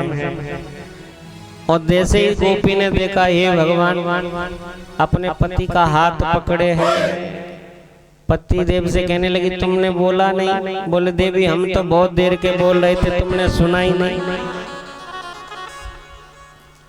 तुम ऐसी मतवारी हो गई कि कुछ सूझे ही नहीं तुम्हें। मैया कहने लगी अब तो तेरी आंखें खुल गई। इस प्रकार की लीला का दर्शन भगवान करा रहे हैं। आज भगवान गोकुल धाम में बाल क्रीड़ा कर रहे हैं और माखन चोरी लीला का दर्शन कराया है। इनको पतियारो करे ये तस्कर ये सा, चोर नाम में धरो मेरो होन न देगी ब्याह। अब मैया से कह रहे हैं कन्हैया मैया इनकी बातों पे विश्वास मत करना। बोले क्यों? बोले मेरा नाम चोर पड़ गया, ये चाहती हैं कि इसका नाम चोर पड़ जाए और ये गांव में बदनाम हो जाए, इससे इसकी कोई शादी ना करे। भगवान ने ये कहा। मैया गदगद हो जाती है। एक दिन मैया लाला को लेकर के, दाऊ भैया को लेकर के और यमुना महारानी के तट पर जाती हैं। एकदा क्रीडमानस्ते रामाख्या गोपदार का कृष्णो मृदं भक्षितवानीति मात्रेण्य वेदय।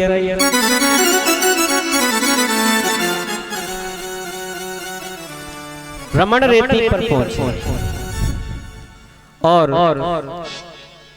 यशोदा मैया यमुना महारानी के जल में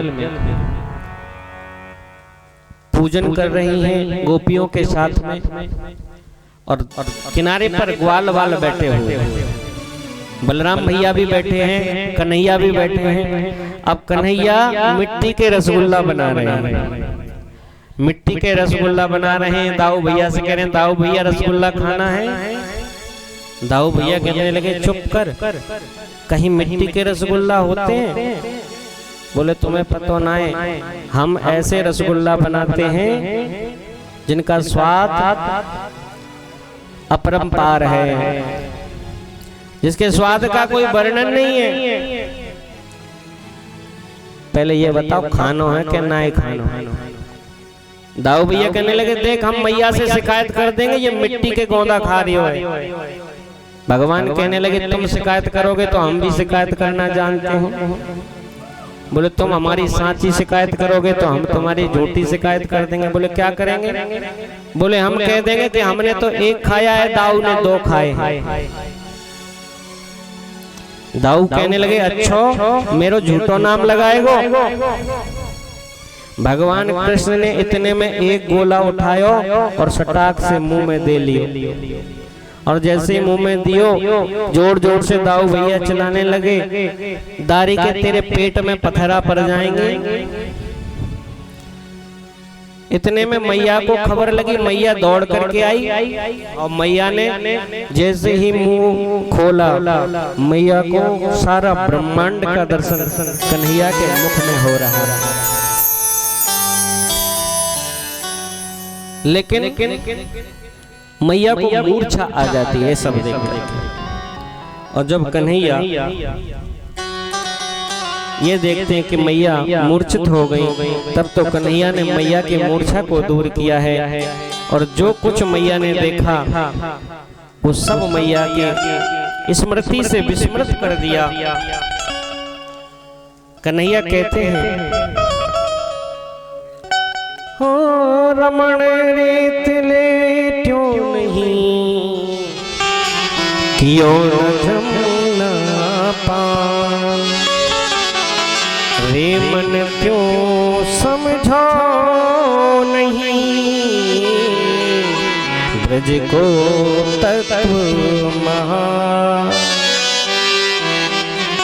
अगर आप ब्रज में गए हो और अगर रमण रेती में आपने लोट नहीं लगाई तो आपका ब्रज जाना फीका है। भगवान कहते हैं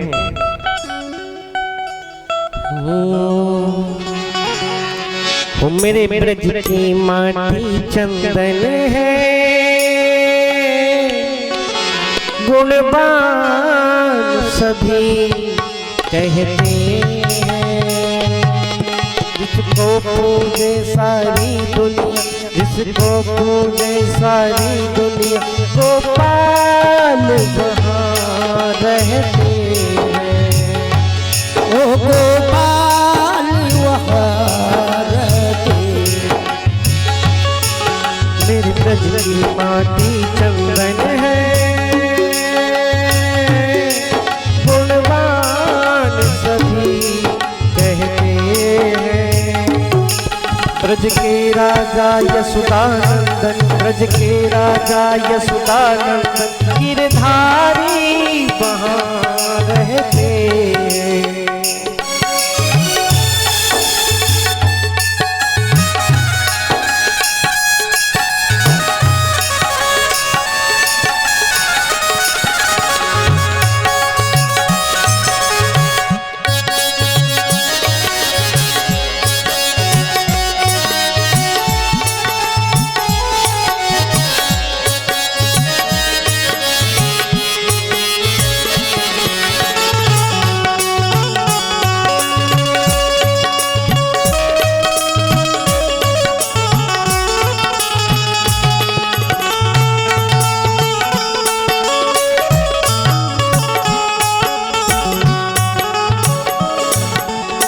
कन्हैया कहते हैं कि मेरी ब्रज की रज कोई साधारण रज नहीं है, जो इसको एक बार पान कर लेता है साक्षात भक्ति उसके हृदय में जागृत हो जाती है। कोई पैदल पैदल आए, कोई दूध की धार चढ़ाए। ओ कोई पैदल पैदल आए, कोई दूध की धार चढ़ाए। ऐसा गुणवान श्याम कहाँ है, ओ ऐसा गुणवान श्याम कहाँ है। कोई पैदल पैदल आए, ओ कोई पैदल पैदल आए, कोई दूध की धार चढ़ाए। ऐसा गुणवान श्याम कहाँ है, ओ ऐसा गुणवान श्याम कहाँ है। जिस शीश झुकाती है दुनिया, जिस शीश झुकाती है दुनिया, गोपाल वहाँ रहते हैं। ओ गोपाल वहाँ रहते। मेरे ब्रज की माटी चंदन है, गुणवान सभी कहते हैं। ब्रज के राजा यशोदानंदन, ब्रज के राजा यशोदानंदन, गिरधारी वहाँ रहते हैं।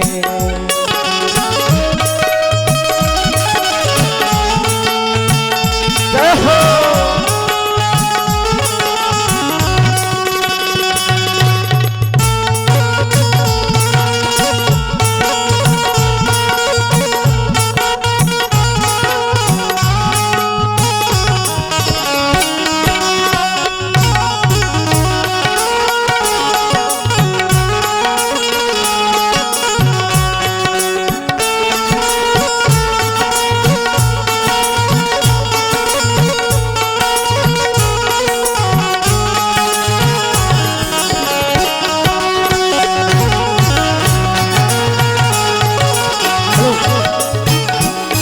मेरे ब्रज की माटी चंदन है, गुणवान सभी कहते हैं। ब्रज के राजा यशोदानंदन, ब्रज के राजा यशोदानंदन, गिरधारी जहाँ रहते हैं। ओ गिरधारी जहाँ रहते। गिरधारी जहाँ रहते हैं। ओ गिरधारी जहाँ रहते। मैया ने आके पूछा, लाला मिट्टी को खाया? कन्हैया कहने लगे, ना हम भक्षित बानाम्ब सर्वे मिथ्याभिशंसिना, यदि सत्याग्रह स्थिरहि समक्षम पश्य मे मुखम। बोले मैया ये ग्वाल वाल है ना, ये झूठा नाम लगाते हैं। मैं तो कितनी देर से कह रहा था कि मिट्टी खाने से मेरे पेट में गड़बड़ी हो जाएगी, लेकिन ये जबरदस्ती मेरे को खिला दिया। कन्हैया जी ने सबका नाम लगा दिया, अब सब पे डांट पड़ने लगी।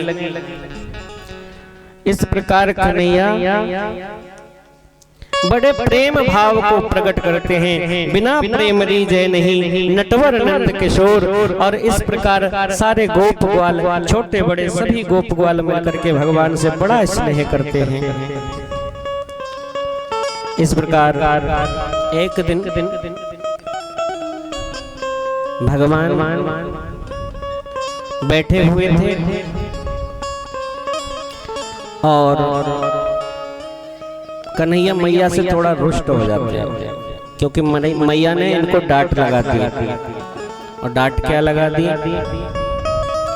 कि एक मटकी थी जिसमें मैया मक्खन भरा करती थी। ये मटकी मैया की सासू माँ के जमाने की थी। कन्हैया ने अपने हाथों में मुरली को लिया और मैया से कहने लगे, मैया मैं इस मटकी को फोड़ दूं? मैया कहने लगी, लाला ये मेरी सासू माँ की जमाने की मटकी है। तो बोले मैं इसमें से चोरी करके माखन खा लूं? मैया ने कहा चोरी करना पाप होता है। बोले अच्छा? बोले हम तो संसार से पापों की चोरी करते हैं। हारणम इति हरि, इसलिए हमें हरि कहा जाता है। और बोले मैया तुम इसलिए हमें ये मटकी का माखन नहीं दे रही हो क्योंकि तुम हमें पराया समझती हो। मैया कहने लगी भैया ये क्या समझ रहे हो लाला, मैं तुझे पराया समझूंगी? अरे तू तो मुझे प्राणों से प्यारा है। जय हो भैरव बाबा की। लाला तू तो मुझे प्राणों से प्यारा है। कन्हैया कहने लगे अगर मैं प्राणों से प्यारा होता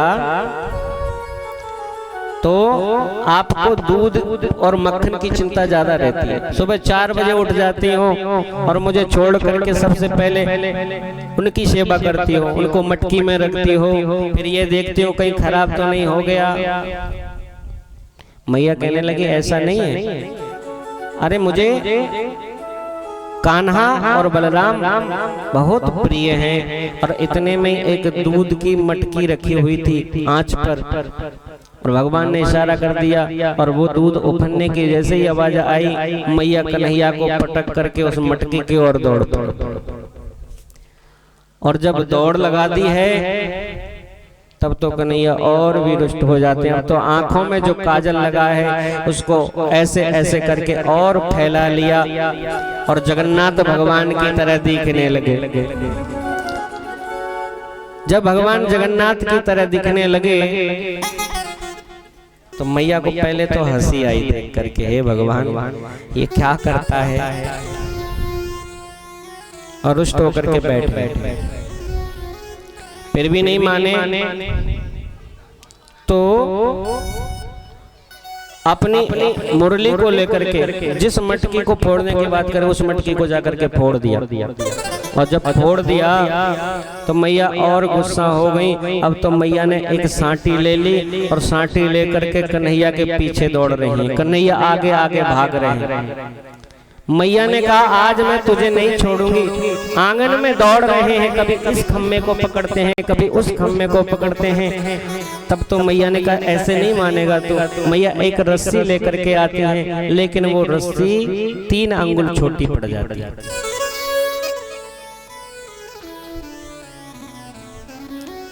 देखिए भगवान को बांधना आसान नहीं है लेकिन भगवान प्रेम के बंधन में बंध सकते हैं। ये 2 अंगुल क्या है, एक द्वैत और एक अद्वैत, भेद बुद्धि और अभेद बुद्धि। ये 2 अंगुल का फासला हमारे बीच में और भगवान के बीच में होता है। अगर ये 2 अंगुल का फासला मिट जाए तो भगवान हमारे बंधन को स्वीकार कर लेते हैं। द्वैत और अद्वैत। तो भगवान ने बंधन को स्वीकार किया। जब माता को परेशान देखा तो भगवान को ओखली से बांध दिया जाता है। भगवान उस ओखली को ले जा करके बाहर इनके 2 वृक्ष खड़े हैं, यमल और अर्जुन। ये पहले यक्ष हुआ करते थे। एक बार नारद जी निकले, सरोवर में नग्न स्नान कर रहे थे। नारद जी को देख करके ये अपने वस्त्रों को नहीं पहने और उसी में नग्न खड़े रहे।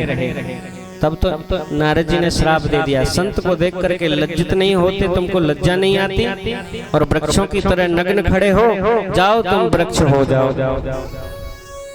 और उनके श्राप से ये वृक्ष हो गए।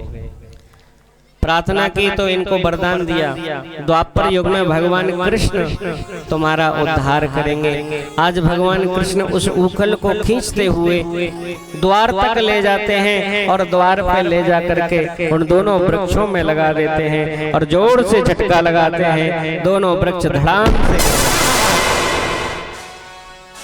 और जब वृक्ष गिरते हैं ना तो उनमें से 2 दिव्य पुरुष निकलते हैं, भगवान को प्रणाम करते हैं, दिव्य धाम को प्रस्थान करते हैं। लेकिन कन्हैया अभी भी बहुत नाराज है। मैया ने बांध तो दिया, मैया बाहर आते हैं, हे भगवान लाला मैं ये नहीं जानती थी कि इतना बड़ा हादसा हो जाएगा। मैया तो यही सोच रही है कि 2 पेड़ लाला के ऊपर गिर जाते तो क्या होता। मैया को बड़ी चिंता हुई और बड़ा पश्चाताप हुआ कि मैंने लाला को इससे बांध दिया। अब तो कन्हैया और गुस्सा होके दिखा रहे हैं। मैया से बात नहीं कर रहे हैं और मैया लाला को मना रही है। तब तो मैया ने चंदा दिखाया कन्हैया को। शाम का समय हो गया, आकाश में चंद्रमा अपनी छटा को बिखेर रहा है। मैया ने कहा देखो चंदा मामा नाराज हो जाएंगे अगर तुमने गुस्सा नहीं छोड़ी तो। अब तो कन्हैया कहने लगे मैया अब तो हमें चंदा ही चाहिए। कन्हैया कहते हैं मैया मोरी चंद्र खिलौना ले हो, मैया मोरे चंद्र खिलौना ले हो।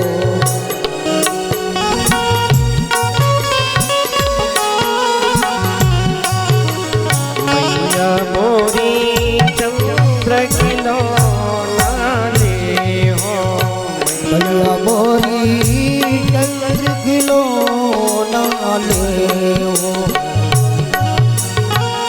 चंद्र खिलौना ले हो, मैया मोरी चंद्र खिलौना ले हो।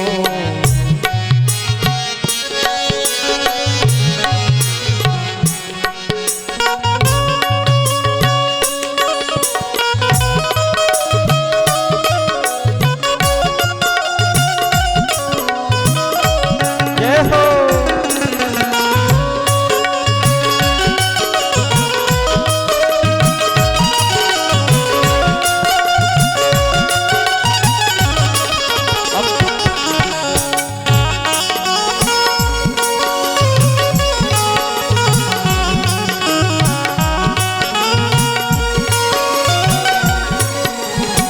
और मैया से कहते हैं क्या, सुरभि को पे पानी न करी हो, वे पाप पानी रटने हो।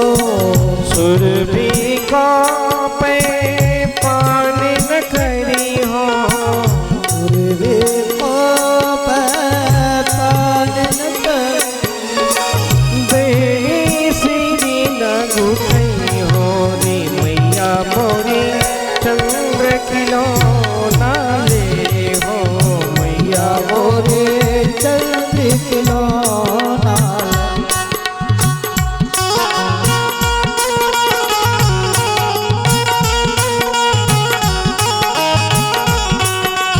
जय हो।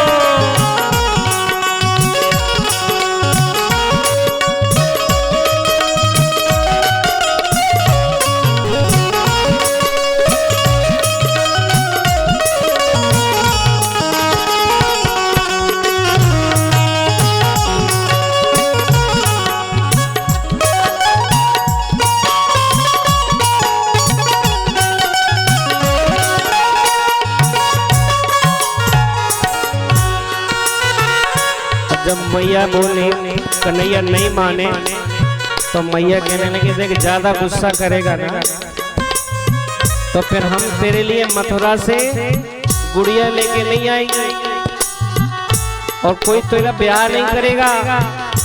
और अगर तू मन जाएगा ना तो तेरे लिए एक छोटी सी बहू लेकर के आऊंगा। अब कन्हैया जी ने चंदा की जिद तो छोड़ दी, अब तो बहू की जिद कर रहे हैं, हमें तो बहू चाहिए।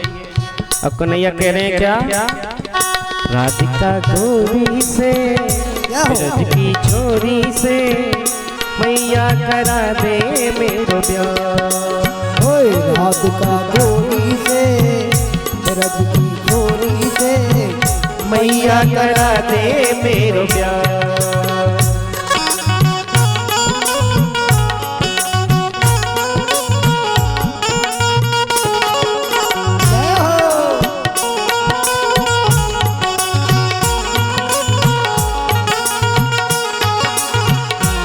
और जब मैया नहीं मानती है, मैया कहती है, पहले तो मैया समझा रही है लाला को, नजर तेरी खोटी है, तेरी खोटी है, कैसे करा दूं तेरो ब्याह।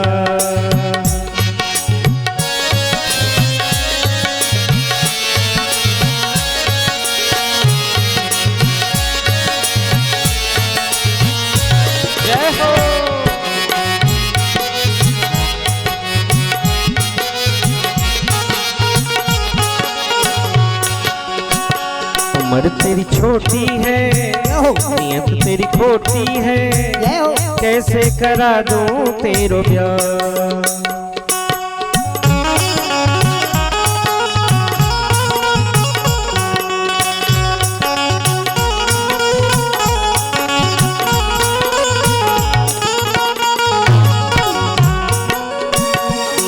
और जब मैया नहीं मानी तो फिर तो धमकी पे उतर आते हैं, धमकी देने लगते हैं। कैसे? जो नहीं ब्याह कराए तेरी गैया ना ही चराऊं, जो नहीं ब्याह कराए मैया गैया नहीं चराऊं। आज के बाद मोरी मैया तेरी डेहरी पे न आऊं, आज के बाद तेरी मैया तेरी डेहरी पे न आऊं। आएगा रे मजा अब जीत हार का, राधिका गोरी से बिरज की छोरी से मैया करा दे मेरो ब्याह।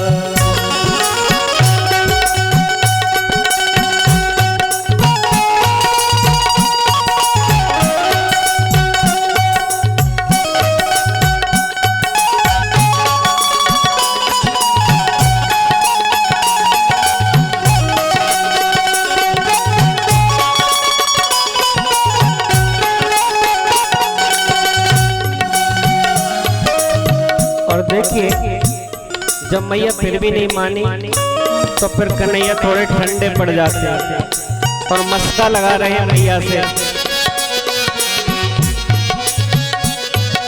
चंदन की चौकी पर मैया तुझको बैठाऊं, चंदन की चौकी पर मैया मुझको बैठाऊं।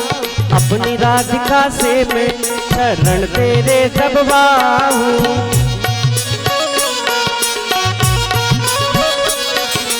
काऊ से जात हो बैठेंगे द्वार पे, राधिका गोरी से बिरज की छोरी से आया करा दे मेरो ब्याह।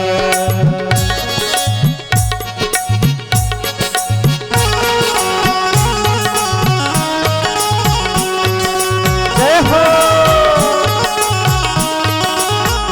राधिका गोरी से बिरज की छोरी से मैया करा दे मेरो ब्याह। गोरी से बिरज की छोरी से मैया करा दे मेरो ब्याह।